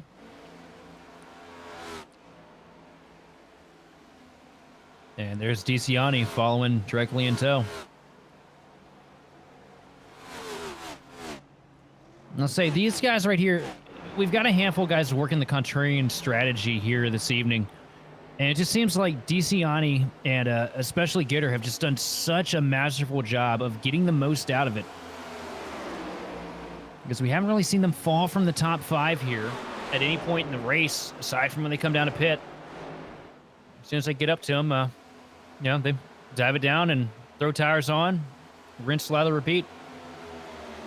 We got this battle brewing back up for the lead between Evan Say and Sean Conklin. Conklin having to thread the needle between Chris Vincent and John Binder. He was able to clear them both, and now he's got about 2 or 3 car lengths between him and the race leader. The 5 car exits the pits, and Sean Conklin blinks out again. And I'll tell you what I was talking about earlier in the race too. You know, those Ryko cars all seeming just incredibly loose to start the run at the start of the race. Now, I suggest, you know, maybe later in the night, those loose cars are going to become fast cars because the track cooling down, and it looks like that is the case because this is the best Conklin has run at this stage in the tires. Honestly, since we dropped the green flag, definitely look like he has a lot more pace here in the closing stages of the evening. As you see him getting up to the back bumper of Evan Say here through 3 and 4. He's got him all locked in. He's Here he reeled comes. him in. All that while DeCiani clears him with the fresh tires toward the door for the lead. Conklin with the nose ahead into turn 1, setting sail. Probably clear him here. Yeah, it looks like he's got him. He's going to come up here, clear himself out of turn 2. Sean Conklin, now your race leader of Evan Say. Evan Say going to dive back down to the bottom of the track here, though. He's not going to give up. Going to try for the undercut here. Down to 1 and 2. Evan Say to the bottom of the track. Sean Conklin to the top. Evan looks like he misses the entry of the corner ever so slightly, giving the advantage to Sean Conklin, but they're going to be dead even regardless here at the start-finish line. But Conklin just edging ahead at the last second, and he's going to lead lap 165, but Evan is not done with him yet as he keys it in on the inside of the track again, just off of the stripe. A little bit of contact. Oh, they touched down the back straightaway. Do the gloves come off early in the race as you see Evan Say diving it back down to the inside again into 3 and 4. Conklin working the top line, trying to keep that momentum up, keep the RPMs in the motor to try and pull him past the 333 machine, and it looks like he's going to work this time, but coming into 1. Is there going to be enough of a run for Evan to get down to the door? No, there's not. Conklin's going to come down, take the line away, and force him to deal with the aero wash. I think he really upset his front tires those last 2 laps. He just kept sliding up, missing the bottom lane, especially in 3 and 4 where he was kind of pinched down underneath Conklin. You don't really have a whole lot of wiggle room, and we talk about at the start of the show, you got to back up your entries, save those right front tire. Really difficult to do that when you got a car on the outside, and he just kept kind of washing up a little bit. So, and now we're at that point in the race where, you know, like you said earlier, those Ryko cars are coming to life. Can Evan Say keep up with the track the way that Sean Conklin and the rest of them are going to be able to? Oh, he's doing a good job keeping up with Conklin right now. As you see, Chris Vincent diving it down pit road a second ago in the 33 machine.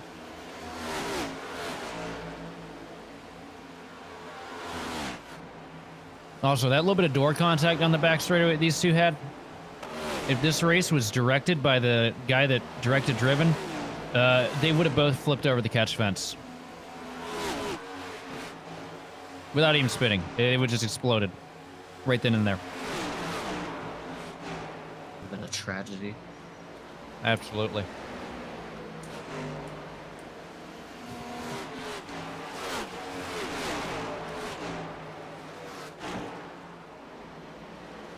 Look a little bit further back, sitting in 5th position, Johan Seminario. Roger Pierce doing a great job all night, hanging out here in this top 10. You can tell he's been struggling at points with the handle as he tries to shorten up the car, put a little bit more side force back in it, trying to knock the fenders in here on the front straightaway. But Roger's been doing a good job keeping it scrappy this evening and having a good quiet race at the same time, just lurking in the top 10. So look back at our favorite astronaut, Austin Edstrom, still working in the 7th position where he's basically ran all night. Let's look at his biography from Huntsville, Alabama. We do know that he screams... This is his favorite driver. Who the hell is that supposed to be? Oh, Sheldon Atkins. Yeah, he's modeled. He told me the other day, actually, that he's modeled his entire racing career off of my iRacing career. And he's doing a good job of it. He's like, I'm going to do what he doesn't. And that's how I get better. He's in there bumping 21 pilots right now.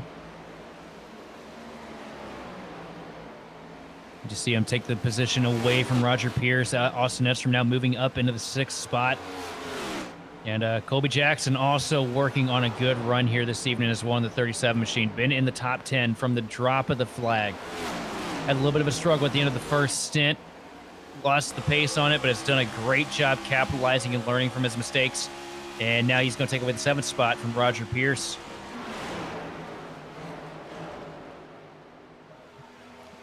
But the one that surprises me the most is sitting in that 4th spot, Peter Irons. I mean, he is driven from as far back as Levine did and has just done a masterful Madison leads job. back up and running. Evan Say's getting back around Sean Conklin. They're door to door out of turn 4. Evan Say to the bottom end of the track here through the quad oval. Conklin using the outside line momentum to carry him down into 1 with the advantage of car length now separating your race leaders. Act 2 underway. Justin Levine, though, on the fresh tires, looking to unlap himself. Another factor into this party. Here he comes to the inside. Here comes Levine diving down underneath the 333 of Evan Say. Going to clear him into 3 and 4, and now getting past Conklin. Both of these guys going to get out of the way. Smart move from both of these drivers. You know that car's on faster tires. Levine going to get unlapped here. Sean Conklin, unfortunately, having to ride in the dirty air of the 19 machine as he tries to fend off Evan Say right behind him.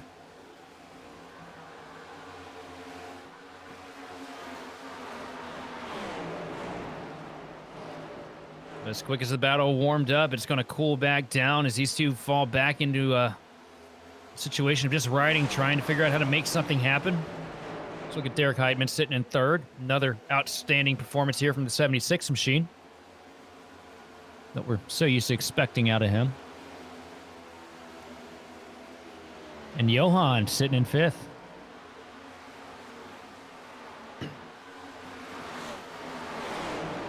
But as we're sitting here with a lull in the action right now, we're going to send it to another quick commercial break. We will be back with more of the racing action here on the grid.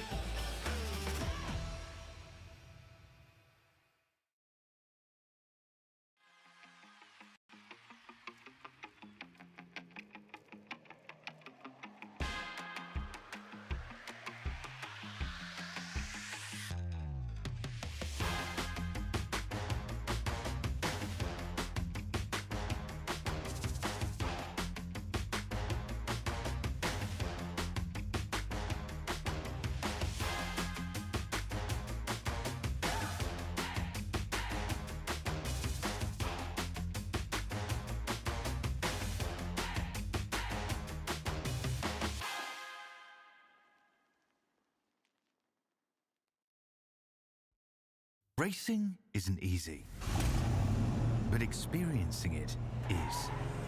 iRacing puts you in the driver's seat with the industry's leading sim racing game. Drive on laser scan replicas of the greatest racing circuits from around the world. Go head-to-head against other drivers chosen by skill-based matchmaking to ensure competitive racing at every level. Compete across all your favorite series. In officially licensed cars, engineered to deliver the most accurate driving experience possible.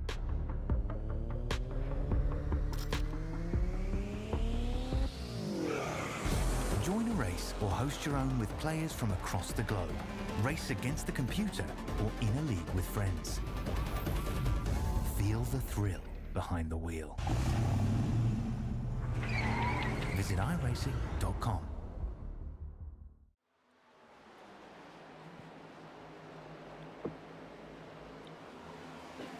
And welcome back to the LB Builders Cup here live on Grid Vision. 181 laps on the board right now, just shy of, or just at halfway, as we watch Evan Say make another dive down to the bottom here for the lead, trying to get past Sean Conklin. Conklin working the outside line, though. He's been doing a great job defending, but is this the part in the run where that machine starts to wear down a little bit? Evan trying to give everything he can to get past for the lead, down to the bottom of the track here through 1 and 2. Going to be dead even through the center. Here comes a huge charge from Conklin up on the outside. They're going to pull him past, and Evan's going to get loose on the inside line. Bobbles for a second, collects it, falls back in line. But Sean Conklin's still your race leader. I think what Evan Say is thinking about right now is that he knows he has... What he's had so far was a faster car in the tail end of the run compared to Conklin. So he's kind of laid back for a bit. He's getting another run at it now, but what's worrying me is that he keeps sliding the tires on the exit when he's constantly having to really get that car pinched down when he's side by side with Conklin. Conklin, all he really has to do is just kind of run his line in the middle and play defense, and that's been able to benefit him so far. He hasn't really had to do a whole lot. And granted, as I say that, they're both doing a lot right now because they're battling for the freaking lead.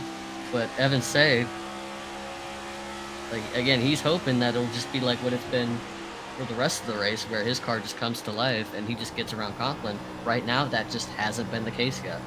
Say to the back bumper, Conklin in 1 and 2. Conklin goes under the bottom. Say runs to the top, tags the fence a little bit down the back straightaway, but it doesn't hurt the momentum too bad. Still drawing up to the back bumper cover of the 10 machine.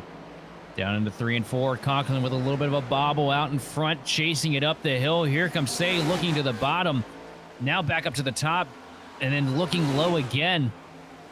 Not able to get the momentum to pull him past here this time by. Now he's going to send up to the top of the racetrack here. Through 1 and 2. Conklin slides up from the bottom, keeps it straight this time. Say's got a huge run down the back straightaway. Where's he going to take it? Down to the inside line into 3 and 4.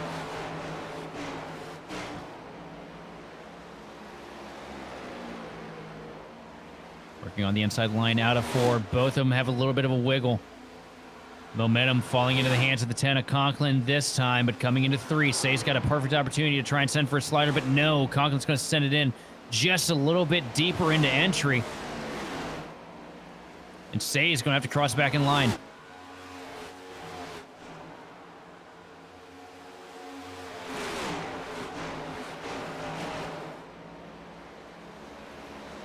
He just needs to get Conklin at a vulnerable spot so he can take advantage of it. He's really trying to make that inside lane work, so he knows that he's going to have a really difficult time trying to take the outside. He's going to try it this time because the bottom lane hasn't really worked for him that much through 1 and 2. It almost worked for him in 3 and 4, but he just kind of crossed off that seam out of 4, and that got him out of shape. Oh, he had a good that run. Time, backs out of it there. Yeah, he had a good run there, but he had to back out of it because he was in a really awkward spot on the left rear quarter panel of Conklin. Didn't want to go back to the inside. Maybe a fake situation. All over the back bumper through the quad oval. Now down into 1 and 2. Going to send it in deep. No. Gets up onto the quarter panel a little bit. Trying to make that 10 machine walk up the hill a little bit.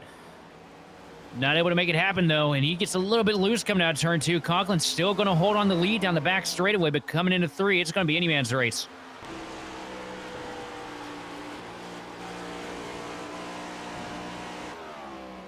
Conklin still with the advantage here as we come to the start-finish line. Say still trying to find somewhere to choke up that 10 machine and take that lead back. I mean, at this stage in the race, this very well could be the pass for the win. They'll have him here. Oh, yeah, huge run on the outside. Say up against the fence, catches it a little bit, but he's going to be door-to-door coming into 3. And Conklin not going to give him any room, give him a little bit of contact coming into 3. Trying to slow up the momentum, but Say's going to use it. He's going to go up to the top line. He's going to take away the lead coming down the front straightaway. Going to clear here at the line. 190 laps in, and Evan Say has returned to the lead. To work for that one a little more than he's had all night, but nonetheless, he was able to make it stick. See Chris Minson now trying to unlap himself from Conklin. Conklin going to throw a little bit of a side draft coming into 3, trying to hold that 33 machine up a little bit. But here comes Vincent now going to get by, and this is really going to choke up Say because he had to back off the throttle a ton there to let the 33 go by. Took the line a little bit.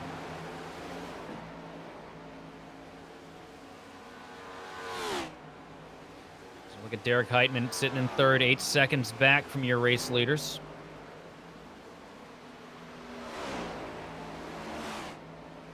And losing time gradually here as these guys in front are just on a heater at this stage in the race. I was thinking, man, that's probably a great battle up there. Wish I could see it. And it looks like Evan's starting to pull away from Sean just a little too early to tell. Sean's,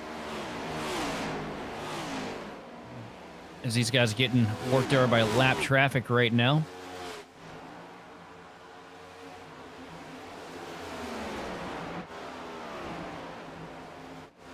Field, Edstrom sitting in 6th, Roger Pierce sitting in 7th.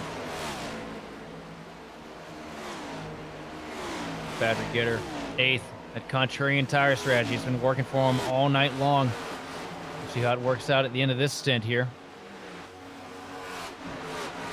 He's just a handful of car lengths in front of Colby Jackson. Ozzy, and then Levine. Levine's still probably praying for a caution. Oh, they've been praying and hoping for that caution to come out about 100 laps ago. Oh, Shane Clore with a huge wiggle out of turn 4. Just about gets into the door of Tim Wortman Jr. Does a great job keeping that thing underneath him, but man, Clore was just dead sideways.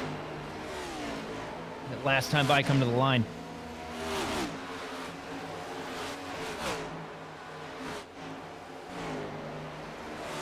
And that could possibly be the reason for some of these guys that are on that alternate strategy, is that they were probably hoping that at some point in this 260 lap event that there at some point would be a caution or two sprinkled in, but we're just about to reach lap 200 and this thing has been clean and green since the drop. So the guys that have been probably hoping for a caution have been hoping for a while now, and they don't really have much of a choice. They're stuck on the strategy that they started on, so they're just gonna have to keep hoping.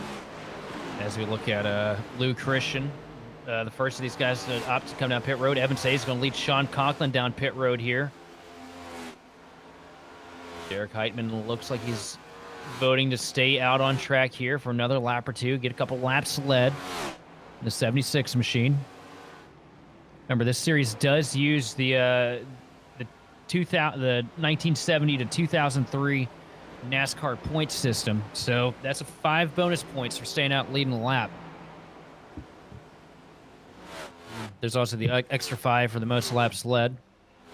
You see the 87 machine of Austin Edstrom now going to dive down pit road for 4 tires and fuel.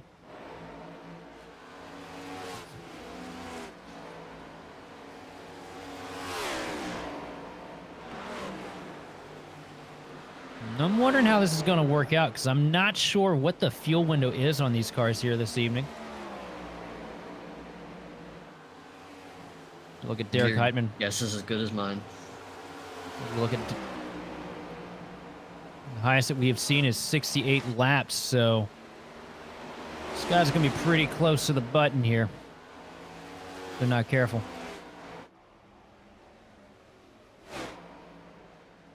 You see Johan Seminario on pit road now, getting 4 tires and fuel in the Team Conti Camry.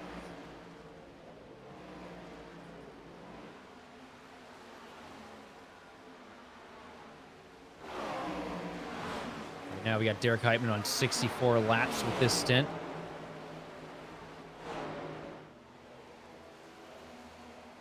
Heitman feeling confident about being able to make it to the end from here. He's going to dive it down pit road.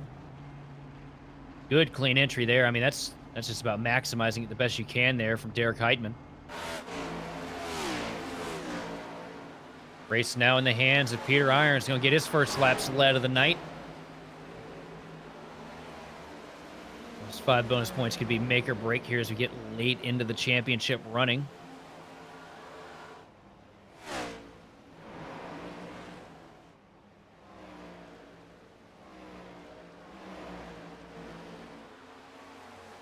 And already, these two going at it again. Conklin's able to get the lead with that pit cycle. Say gonna stay hot on the heels, though, that 10 machine as we come out of turn 2 down the back straightaway. Might be trying to set himself up for a pass here into 3. Goes low. Conklin comes down, covers the line.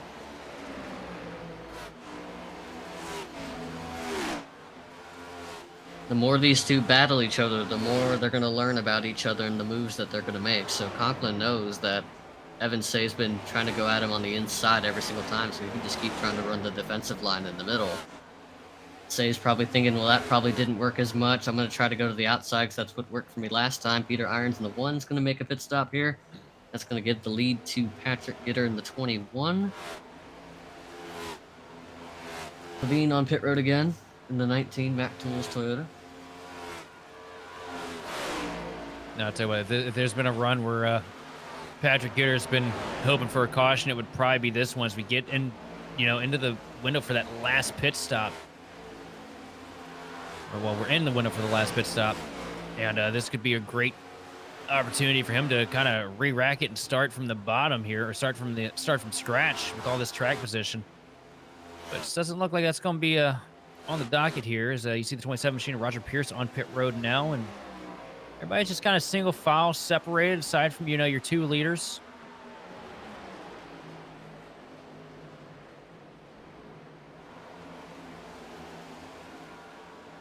A pretty quiet night here as you see Evan Say still hounding 10 machine of Conklin here down into 3 and 4.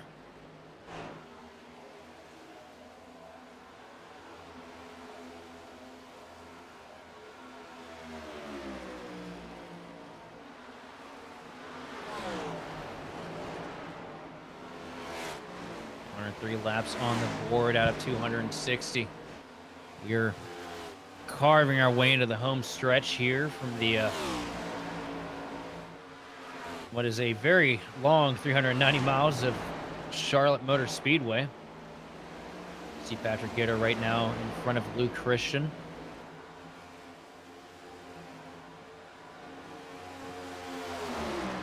Roger Pierce sped on pit road, and they're doing 600 miles earlier here today. And he's pretty tired. I say I blame him, man. This track wears you out. Those eyes, though. Just came down pit road and had himself a shot of espresso or something, because I don't think I've seen Roger Pierce blink once this entire race looking in the cockpit. Come to think of it, I don't know if any of these drivers have blinked all night. I'm a little worried.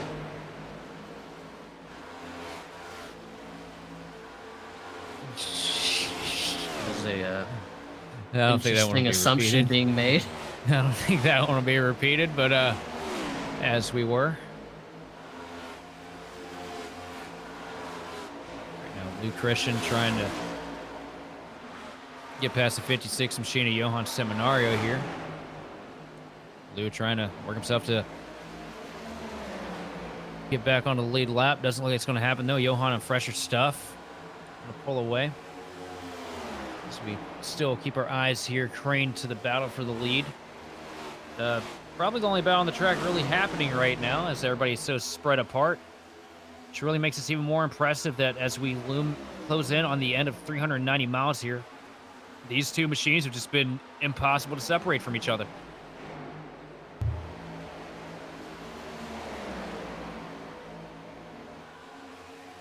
I'm going to say with a good head of steam down the back straightaway, going to close up to the back of the 10 machine of Sean Conklin. And part of me has to wonder, if one of these two is just playing with the other one, toying with them, trying to get them to burn their stuff off.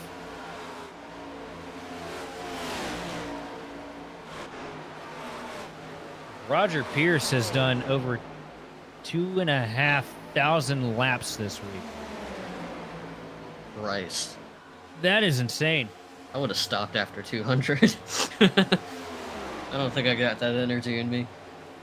But no, back to your point about whether these two are trying to, get, what was it you were saying, trying to psych each other. I think they're both thinking that in their own minds right now. Say is probably thinking that right now. He doesn't have to try and make a pass on Conklin now. He's been at his bumper pretty much this entire run, but he hasn't really tried to make a pass. I think he knows he's faster right now, but he doesn't. He's not trying to make the pass yet. He's waiting until for the right moment when the iron's hot to make the pass, because that's what's worked for him so far, and he knows that. And I think Conklin even knows that too. So Conklin is just probably thinking in his head, when is he going to try and pass me? When does he make the move? How do I counter it? How do I get ready for it? That sort of thing. So it's kind of a mind game right now that's currently at a standstill. At this point, both of these two are pulling every tool they have in the toolbox right now to play head games with each other. As you know that as it sits right now, this is the only guy you got to worry about beating so long as you don't have a caution flag come out, and you got the entire field to beat. Gitter comes down pit road. Yep. Gitter coming down for what should be the final pit stop of the evening for the 21 machine. It could also be very tired, and that's why they're not doing a whole lot right now. They're saving their energy for the end. Oh. Memory serves, I'm pretty sure I saw Evan's name in the Coke 600 last night. Conklin's done a lot of racing this week as well in A Open. So, yeah, these guys are probably all pretty well worn out at this point, as they work themselves past the lap machine, the 64 of Mullins. And Justin Levine has somehow fallen into 7th position here with the pit cycles and all the crazy strategy we've seen this evening. And pretty sure he's still got another pit stop lined up here on the evening, though, to make him have to work for it again. No, it looks like Justin might actually be good to make it to the end here. Look at that.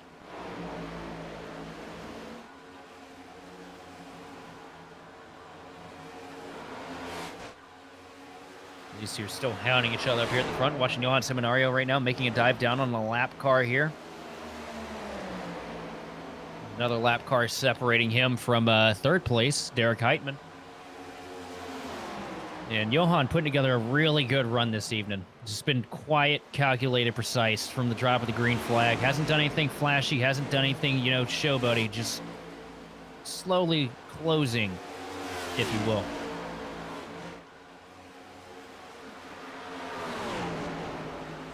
See him now working up to the back bumper. Derek Heitman through 1 and 2, setting up the momentum for a good shot out of turn 2 down the back stretch. Closing up on the back bumper ever so slightly. Heitman still with the advantage down to 3, though. Both cars opting for the low line through 3 and 4, out of turn 4. Heitman still has the momentum.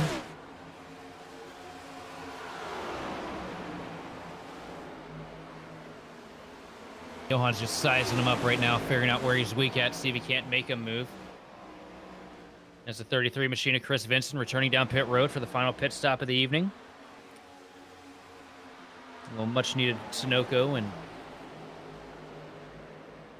4 tires as well. Definitely need that.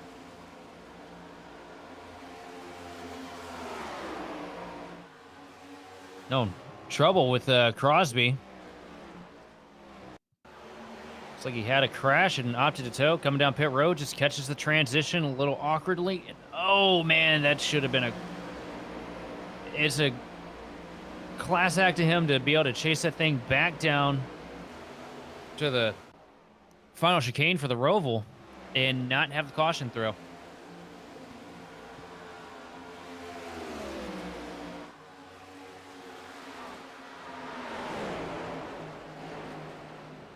Lap 217 of 260, coming to the line to take 218. Sean Conklin leading Evan Say down the front stretch. Been the story all night long, the battle between these two, and they've done such a great job staying in close contact with each other. Two incredibly talented racers here on the iRacing service, putting up one heck of a show from start to finish. Derek Heitman looking back in 3rd place, 14 seconds separating these lead 2 from the rest of the field. Heitman leading Johan Seminario, Peter Irons, Austin Edstrom, Justin Levine, Colby Jackson, Joseph Causey sitting in 9th, and Patrick Gitter in your top 10. That is the top 10.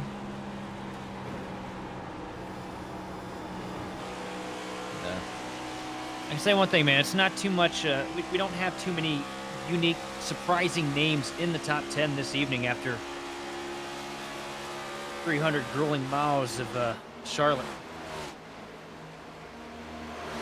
That's about the names you'd expect. I mean, it's kind of hard to really be surprised with the amount of talent we have in the field. So anyone that's in the top 10, you kind of expect to be there.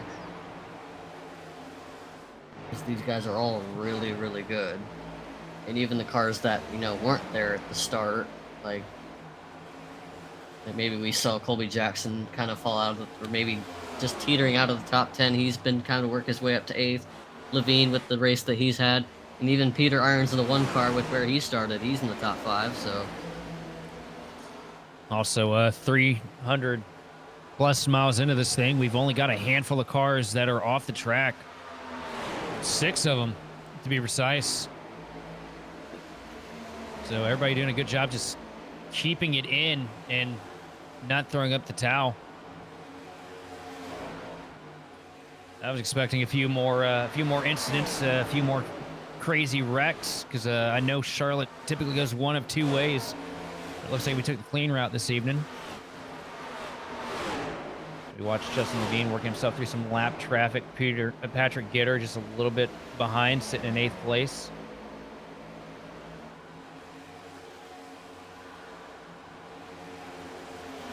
It's Colby Jackson now diving to the inside here, trying to get past the lap machine himself. Austin Edstrom has now worked his way up to 6th position, past Justin Levine a handful of laps ago. Seminario trying to make moves on the 1 machine of Peter Irons. But Irons making him work for it. See him just using that outside line, kind of covering the lane that Johan's taking.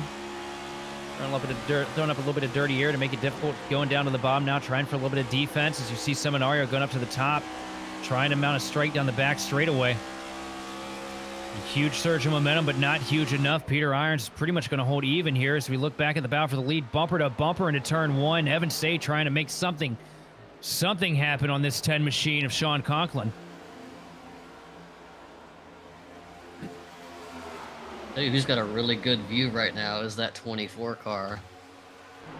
A few laps down, Cody Curran, 4 laps behind on pace right now, but he's been able to keep up with these guys. I'm assuming he has probably got a tire advantage, but with the deficit he's at right now, no real reason to try and disrupt the duel that's going on, so he's just kind of settling in and treating himself to a bit of a show as he's got a pretty good seat in this battle. Well, as we wait for this battle to heat up here at the front, looks like it might hear a little bit of a dive down to the bottom, but nothing going to come of it this time. So as we wait for these guys to heat this battle up just a little bit more, we're going to send it to our final commercial break of the evening, then we'll be back to cover you to the checkered flag here on the grid.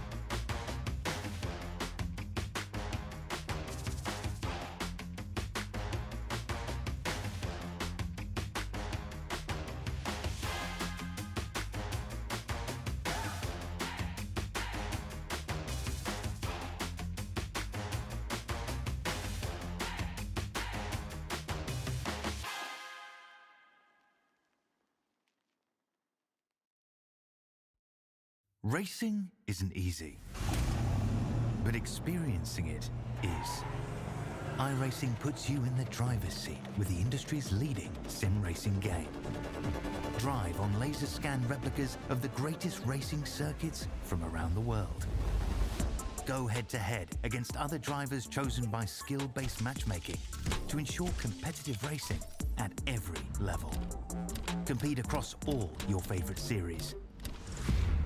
In officially licensed cars, engineered to deliver the most accurate driving experience possible.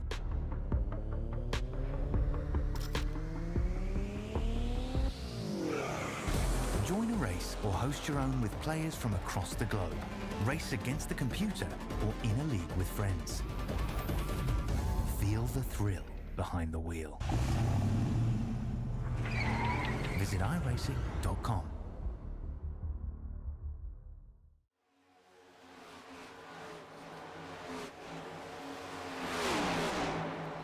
Back live to the OB Builders Cup here on Grid Vision. A big wiggle out of the 10 machine of Sean Conklin there at a 1 and 2 that last time down the back straightaway. Pulls Evan Say a little bit closer to the back door of the 10 Camry. As the laps wind down, 30 laps, 29 laps this time at the line here left in this seemingly marathon of a race. So work through 1 and 2. Say pulling closer to the back bumper again of the 10 machine down the back stretch. Is he going to go for the dive this time, or is he waiting until later? No, looks like he's waiting until later, so there goes that for this lap at least.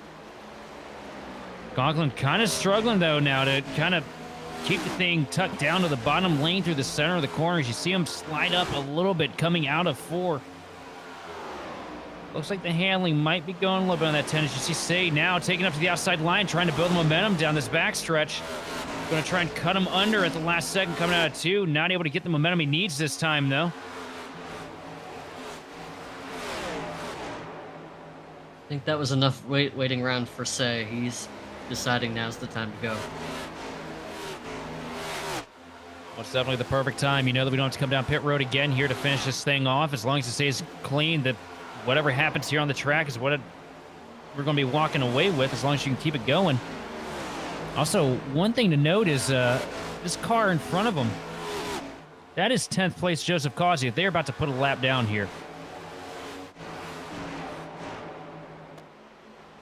In a field this strong and this close and competitive, both these drivers need to pat themselves on the back for that, because lapping the field at a short track don't really mean nothing. When you come to a mile and a half such as Charlotte, where everybody has all the practice and experience in the world, and you lap all the way up to 10th place at the end of a run, that's it's pretty monumental.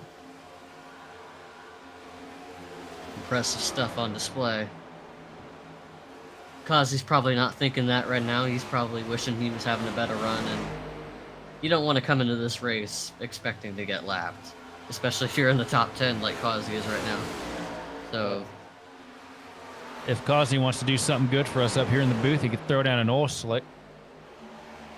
Make this thing real exciting.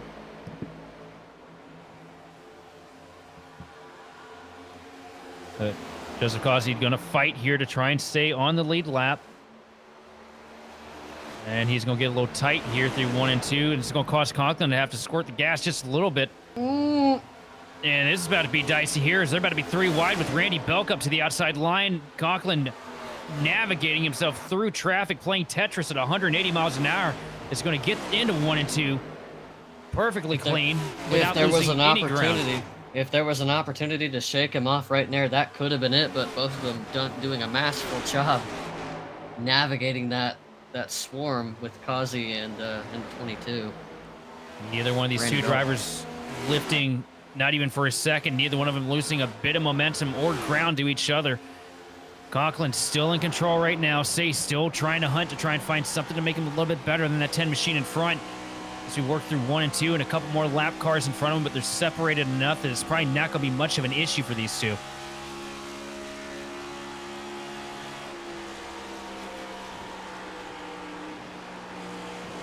As we look at the back bumper of Conklin, as we don't look at the back bumper of Conklin anymore. Now up here at the start-finish line, Say doing a really good job getting a good run down the back straightaway to close him up to the back bumper, but lap traffic in the lane might be a little bit of a struggle here for the 333. Out of 2 down the back straightaway. A huge run for Evan Say. Tries to take it to the inside. Conklin going to cover it, though. But Conklin going to get a little loose here on entry. Slide it up the track just a little bit. But Say wasn't able to get to the throttle in time with the lap car on his outside, so not much gain there that time.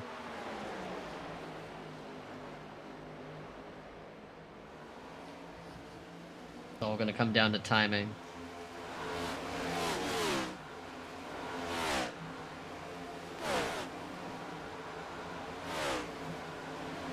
A little bit further back in the pack, Patrick Gitter sitting in 6th spot. Austin Edstrom still sitting in 7th, where he's been all night. So good run out of the Stanley Tools machine. Great consistency. Here's Justin Levine making the most out of a difficult tire situation to start the day off, sitting in 8th. Colby Jackson still hanging on to a top 10 there in 9th. And so far hanging on to the lead lap, but that can only last so long because the leaders are closing in his mirror. Yeah, just there. A couple car lengths separating Colby Jackson from going a lap down as Sean Conklin tags the fence out of turn 2. Out of turn 4, a pretty hard hit for the 10 machine. It's going to lose a lot of momentum coming into 1. It's really going to evaporate that gap between him and Say. Colby Jackson going to stay down in front of your race leader. Try to throw a little bit of dirty air down to try and keep the lead, but it doesn't look like it's going to be enough to keep him in front of the 10 machine as Sean Conklin is still closing down the back straightaway into 3. Oh, I saw one slide in the grass out of 4. That could have been a caution there, but I don't think it will be. Looks like Shane Clore in the 72 machine, and I'm pretty sure Shane's going to be happy as hell when we cross into Nashville next week, because he's had a bit of a rough go of it here tonight. You see him up there on that outside line, just gets tight. Bounces off the wall, takes it through the AstroTurf, and back out on the track. As Sean Conklin is now putting 9th place. Colby Jackson a lap down, and Evan Say is going to get choked up. He's going to get stuck behind Colby Jackson here, which is really going to make things difficult for Evan Say. And not what he wants, and they were already getting difficult for him, and not the hiccup you need. And Colby Jackson going to race him out of turn 2, and it's just going to be making it more and more difficult for Evan here, as he's desperately trying to get past the slower machine of Colby Jackson. And he's going to put him in the wall here out of 4.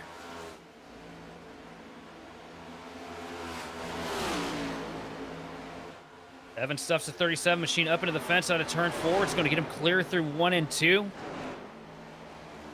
But that is a huge loss of time for Evan Say, and I don't know if it's going to be easy to come up with that again here. As late as we are in the tires and the laps are winding down rapidly here at Charlotte Motor Speedway, that might just hand this thing over to Sean Conklin.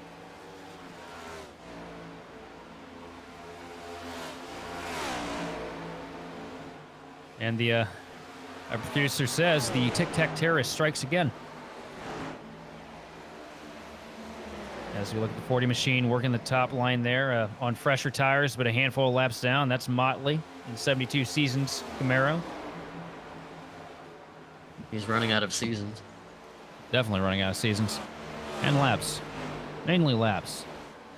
Sean Conklin a little bit better last time by with a 30.7 over a 30.8 from Evan Say. Evan Say going to bounce back with a 30.7 this lap, and Conklin the same thing. So that window of opportunities is definitely closing for Evan Say.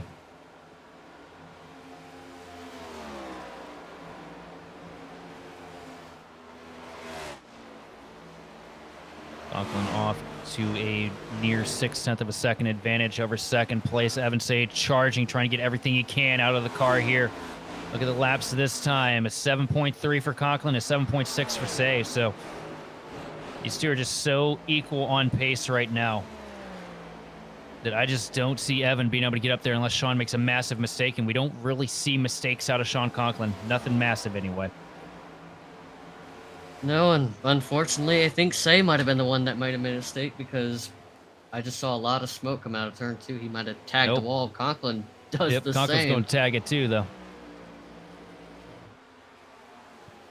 I appreciate him trying to make things a little more interesting for us with that, but Yeah, long gone are the days of getting 35 seconds optional damage from just lightly glancing the fence. Kind of wish we could go back to those days.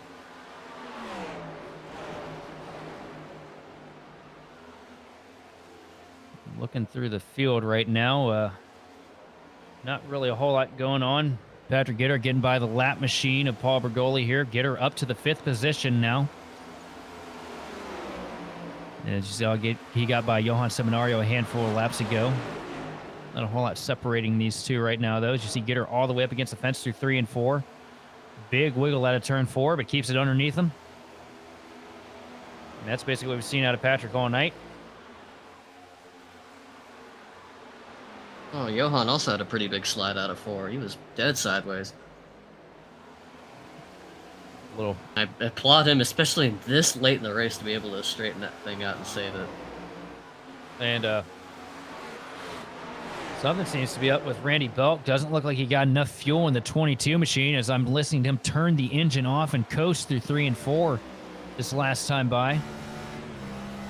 A difficult night for Randy Belk, made even more difficult as you see him having to shut the engine off again through 1 and 2. Just looks like auto fuel has struck another unsuspecting victim. I hate that. Yeah, I mean, I remember we did that league earlier in the year, and all of you guys got hit by it except for me. I feel like I got hit by it more than anybody else. I don't know. Based on Mikey's cussing all race, I think he might have got it a little worse. But as we look right now at the front of the pack, still 0.8 of a second separating second place. And it looks like Conklin is just walking away to it here. It's what we've seen out of this kid so many times. Such a just tremendous talent here on iRacing. On full display here at the end of 390 grueling miles, 260 laps of one of the most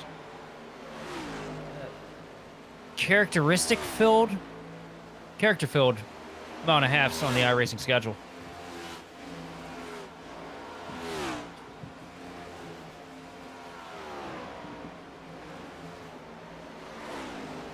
And the only thing that he's praying for here right now is for there to not be a caution. It's probably the only thing on his mind as he works his way around this mile and a half facility.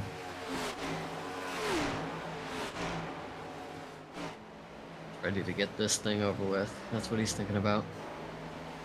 Wouldn't be surprised if any of these guys were to run another 600-mile race later in the week. That would not surprise me. Oh, most of them are.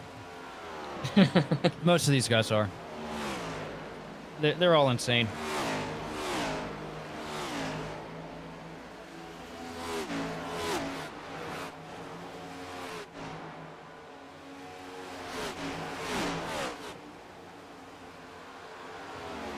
Also want to highlight the biggest mover here on the evening is Peter Irons, sitting in the 4th spot, started 32nd. And, you know, where we've seen so many guys charge through a bunch of traffic, get up to the front of the field, Peter's been the only one to do that and managed to make it hold on here through the life of the race. One Machine's definitely got something to be proud of tonight, because that is a tall order to ask. We saw how it worked for Justin Levine. He's not doing bad, sitting in 8th spot after coming up from basically the same neighborhood. 35th is where Justin Levine started. That's why I've been calling him Iron Man. Oh, yeah. Peter always puts together a really good performance. And honestly, once you get into the late stages of these things, man, he just comes out of nowhere.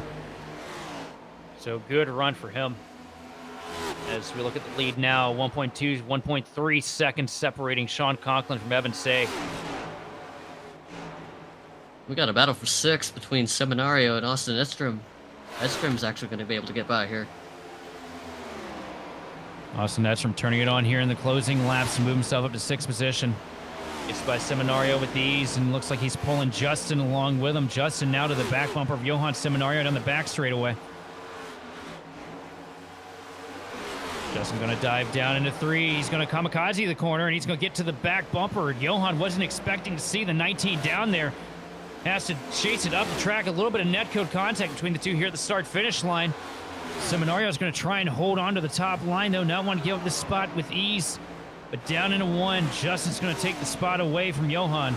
Move Justin up to 6th spot. Sorry, 7th.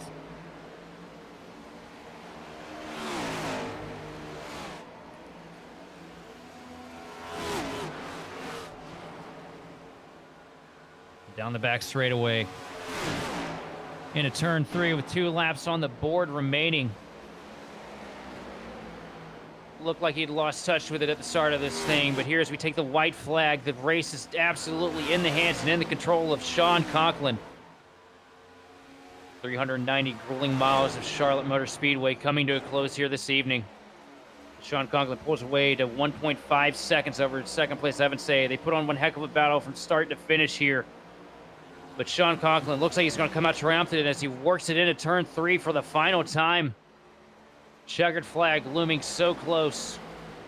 And out of 4 for the final time, Sean Conklin is going to win at Charlotte for the OB Builders Cup Series. Evan Say is going to bring it home 3rd. 13 seconds back from these guys. It's going to be Derek Heitman bringing it home, P3.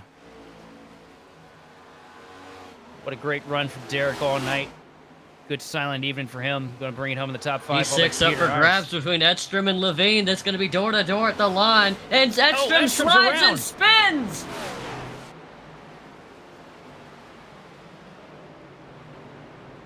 Oh my.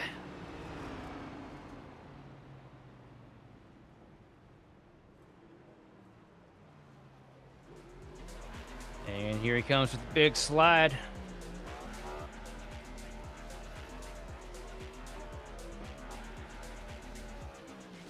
I'll tell you what, half of this field has to be asking themselves, who the hell invited Conklin?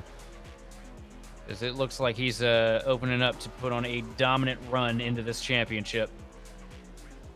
Making up for lost time, too, trying to carve himself up into the top end of the points after missing the first couple weeks. And with the speed he's got, it won't take him long. No, it's not going to take him that long at all. You ask him who let him in. What they should be asking now. What they should be asking now is, what do we do? We'll have to dig deep and find just a lot more pace. But as we come to the close of 390 grueling miles, Sean Conklin's going to lead us to the checkered flag, followed by Evan Say in 2nd, 3rd, Derek Heitman, 4th place going to Peter Irons. Bringing home 5th is going to be Patrick Garrett, followed by Justin Levine, Austin Edstrom, Johan Seminario, Kobe Jackson, and Joseph Kazi going to round your top 10. And that was about all, or actually no, we got just about only 8 cars that finished on the lead lap. We got 11th, Josh Schaffner in the 50 car finishes 11th, Randy Mullins 54 12th, Matt DeCiani 13th, 14th goes to Tim Wortman Jr., then Luke Christian 15th, Chris Hudson 16th, Roger Pierce down to 17th, Chris Davis in the 74 18th, Chris Vincent 19th, Randy Belk rounds out your top 22 laps down. Yeah, in 21st, we got Paul Bergoli, followed by John Bender. Chad Kibbe in 23rd. 24th place going to Greg Carr, followed by Shane Clore in 25th. 26th place is going to go to Darren Mullins, followed by Joshua Hyatt in 27th. 28th is going to go to Richard Kleiman, followed by Dustin Motley, and Cody Curran going to round your top 30. And some cars that weren't able to finish the race: Chris Crosby, Adam Benefield, Tommy Gossett, Tyler Hunter, Paul Hill, and Michael Willis all weren't able to see the checkered flag. And Michael Willis, actually, I don't even think saw the green flag. See, couldn't afford tires, something? Possibly. You need multiple sets for a 260 lap race.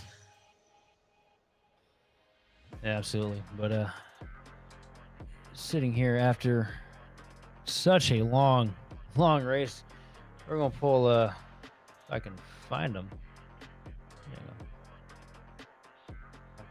Oh, there we go. Hey, that's one heck of an intro. Either way, I'm sitting here side by side right now with Derek Heitman, bringing it home P3 after a hard-fought evening.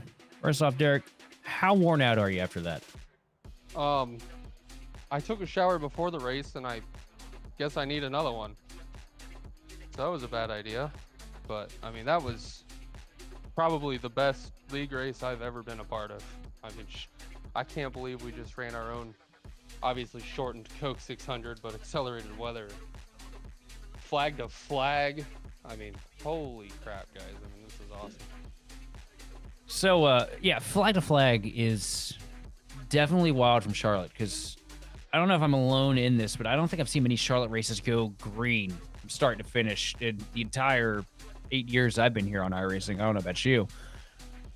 How hard is it to stay in your head, stay in focus, and stay in the rhythm for such a long race that has so many changes? I mean, the track changed about 8 or 9 times. I mean, we're sitting about, what, 10 degrees cool, or heck, colder than that, about 20 degrees cooler from what we started on the track surface. Like, how do you work through that? How many changes do you have to make during the race? I mean, a lot of people that listen to this interview probably aren't going to like to hear this, but I didn't make a single adjustment to the car the entire time. I just drove it the exact same way the entire race, hit my marks, lap after lap after lap after lap. I qualified like crap, unfortunately.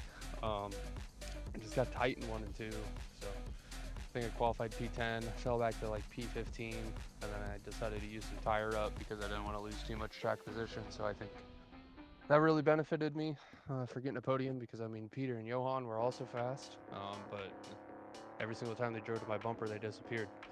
So we were just rolling lap after lap, consistency. Even with the changes in the track, I didn't make a single adjustment to this thing. It was perfect the whole race. I wish I had Sean pace, but I definitely don't. But I feel like I had the car to be able to be up there and winning if I had Sean pace. Well, Derek, after a hard-fought podium finish here, who do you want to thank a shout-out for your performance this evening? I mean, shout out Ryko. I mean, golly, if you guys could see our stint sheet and how many, we probably have over 70 stints in the stint sheet this week. I mean, it's a group that just never quits. Anytime that we feel like we're a little behind the 8 ball, we just keep going and going and going and going and going. And I'm going to credit that to Ken, Sean, Roger, all my teammates, Tommy's doing stints, Dylan Banks, we had customers doing stints. I mean, there's just too many people to name.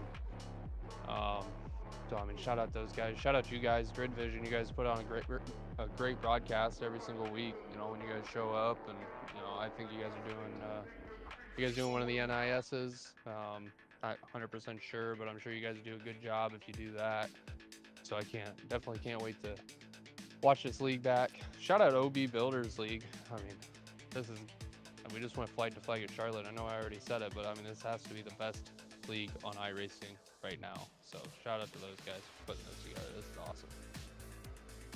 Well, thanks for stepping up here with us, Derek. And also, it's we do the Wednesday nights on Twitch, barring the Crown Jewel events, because that's a lot of commitment on our end for doing it on Twitch. Yeah, 100%. Every time you guys do stream, I watch it back. But yeah, I didn't know. Yeah, it makes sense why I don't think there was a stream last night, and I think iRacing's doing Friday, or someone's doing Friday, so I don't know. But you guys always do a great job. I love Grid Vision. You guys have great graphics and everything, so keep up the good work. Well, thank you, Derek. We love you too, brother. Either way. Thanks, guys. I'm gonna hand you too, buddy. Take care now. I'm gonna hand this on over to Curtis here with our second place finisher this evening, Evan Say. And now we take over. We bring in our second place finisher. We drag him in. Evan Say. You got a copy? Yeah, I got you. All right, man. Looked like you were the only one in the whole field that had any sort of answer for Sean Conklin. Pretty much most of those stints, you were able to get the better of him in the long run, but just that last stint, just not able to do it. Just walk me through your race, and what more do you feel like you needed? Oh yeah, we definitely had a great pace in the long run. Like you said, it seemed like we were a little bit better towards the last 15 to 20 for sure, and we just got a little too tight at the end. I think I didn't make the right adjustments I needed to there for that last run to stay a little bit free, so I could move around a little bit and just carry some more speed through the turns. I was having to slow down just a little bit too much to make the turns there, and just let Sean get away a little bit. But still happy with our run that we had, and battling the whole race for leading at Sean. It was definitely fun. Absolutely. I mean, you deserve to hold your head high for an amazing performance after that, even if it didn't result to a win in the end. I mean, we asked Heitman earlier. He said he didn't make any changes to his car. Was there any? What do you feel like you needed to do to that car to make it drive the way it should have in the end? Yeah, I definitely needed to just free up. I'm not sure. I didn't look at my fuel, so I don't know if I filled all the way up at the end or not. I should have been paying attention to that. And so I don't know if I got short fueled there and just making us a little tight at the end. But that was it. One or two adjustments on these cars, or forgetting to adjust. In my case, can make a big difference towards the end of a run and how the car drives. So it was just kind of my fault, not really paying attention. But still a good pace towards the end. Just it was just being a little bit too tight for me those last 20 to really do anything with Sean. There's 260 laps tonight here at Charlotte, and not a single yellow. Was there any thought in your mind that that could have been a possibility? And are you surprised that this whole race went flag to flag without a single yellow? I mean, not really. Looking at the guys that are in this league, they're all really fast and capable of, keeping the car going straight and not being in, just not causing any wrecks really. And once we got spread out, it was, everyone just had to get on and off pit road without wrecking to not bring out a yellow. But I come from dirt. A lot of times we go green checkered with no yellows when you have a lot of great guys in the league. So coming over with asphalt, even though it's 260 laps, I mean, definitely doesn't bother me getting those long runs. I definitely like being able to run as many laps as we can without yellows, and see who can come out on top at the end of that. All right, man. Well, that's about all I got. Anyone you want to shout out before we let you head on out of here? Oh yeah, just I gotta thank everyone at CFM and CFM Esports, Majority Speed Shop. Those guys built a great set for me to come out here tonight and run like it did. So gotta thank those guys. Sweet Victory, Shock Furry, Tight Through Defense, Red Line, and gotta thank everybody who helps put on this league. It was definitely fun to come out and run in the league with a lot of great guys and good competition. And thank you guys for broadcasting also. Absolutely, man. We appreciate your time, man. Take care. Yeah, thank you. Pass things back over to Sheldon as we bring in who else? None other than the Dominator and the race winner, Sean Conklin. Got your ears on there, buddy? Yeah. Fresh after 120 laps in the lead here at Charlotte. First off, how are you feeling, man? I'd be worn out if I was you right now. Because that looked I was just like, about to say tired. yeah, because that was white knuckle gloves out every lap. You and Evan put on one hell of a show there with that 2-car breakaway you had from the start of this thing. Yeah, no, that was a good show. Yeah, me and him were just bumper to bumper the whole race, so sure that was entertaining. Better than being all spaced out. So it gave you some action there for the long green flag run, probably the longest I've ever had on the sim. But yeah, that was something. I had like four green flag pit stops in one race, or was it 3? I think it was 3. It was 3. Yeah, see, can't even count. That's how many it's been. Yeah, definitely a tiring race going green for that long, but it was fun. So joining into the season a little bit later than most of the field, and you're ready to show up, and as soon as you get in here, you win everything that you could possibly win. Most laps, fastest laps, races. I mean, just talk me through it, man. How you feeling about the possibility of potentially getting to the championship this season? Pretty good. I joined this series. I only plan on doing one race at Kansas, and the reason I joined this race is, or this league, I meant, at Kansas was we could not get a single green flag run in at Kansas in the officials, so I wanted to run this league. It's got some pretty good guys in it, and we went green in that race. It was a lot of fun. and that's the reason I stayed.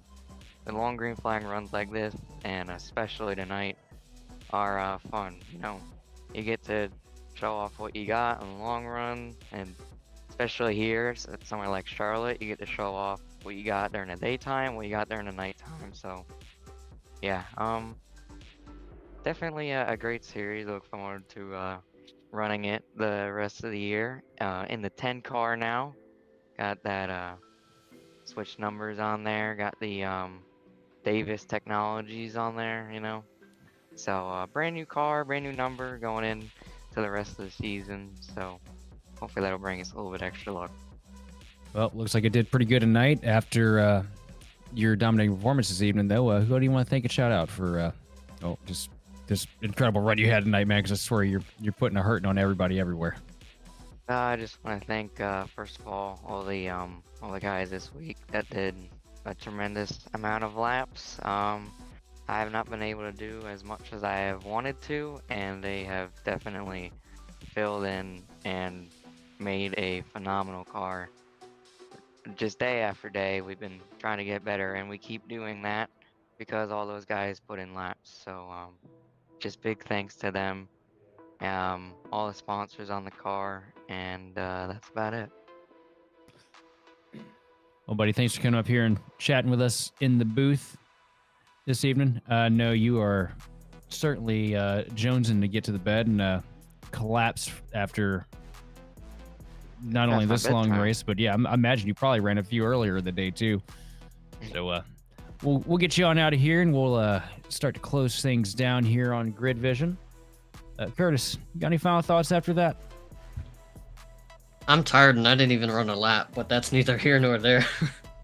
Just an amazing performance, not just by Conklin, but just by everyone in the field, man. Like, how often do we get a 200 plus lap race at Charlotte that goes green all the way? Like, they don't even do that in officials, and we just did that here. So everyone in this field deserves a huge round of applause for that.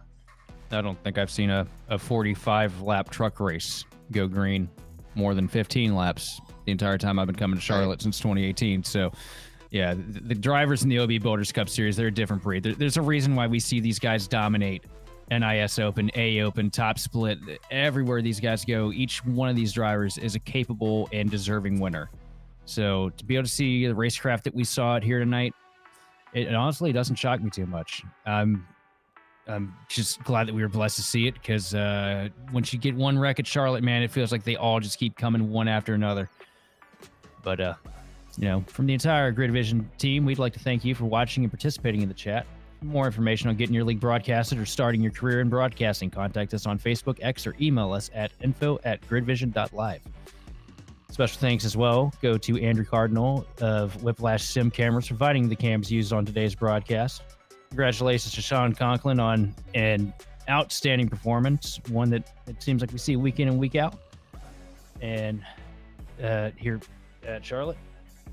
This has been Sheldon Atkins, joined the booth by Curtis White, and sitting in the production truck, as always, Austin, Derbyshire, and Karen's probably sitting around there chomping on a cord somewhere. We'll see you next time on the grid.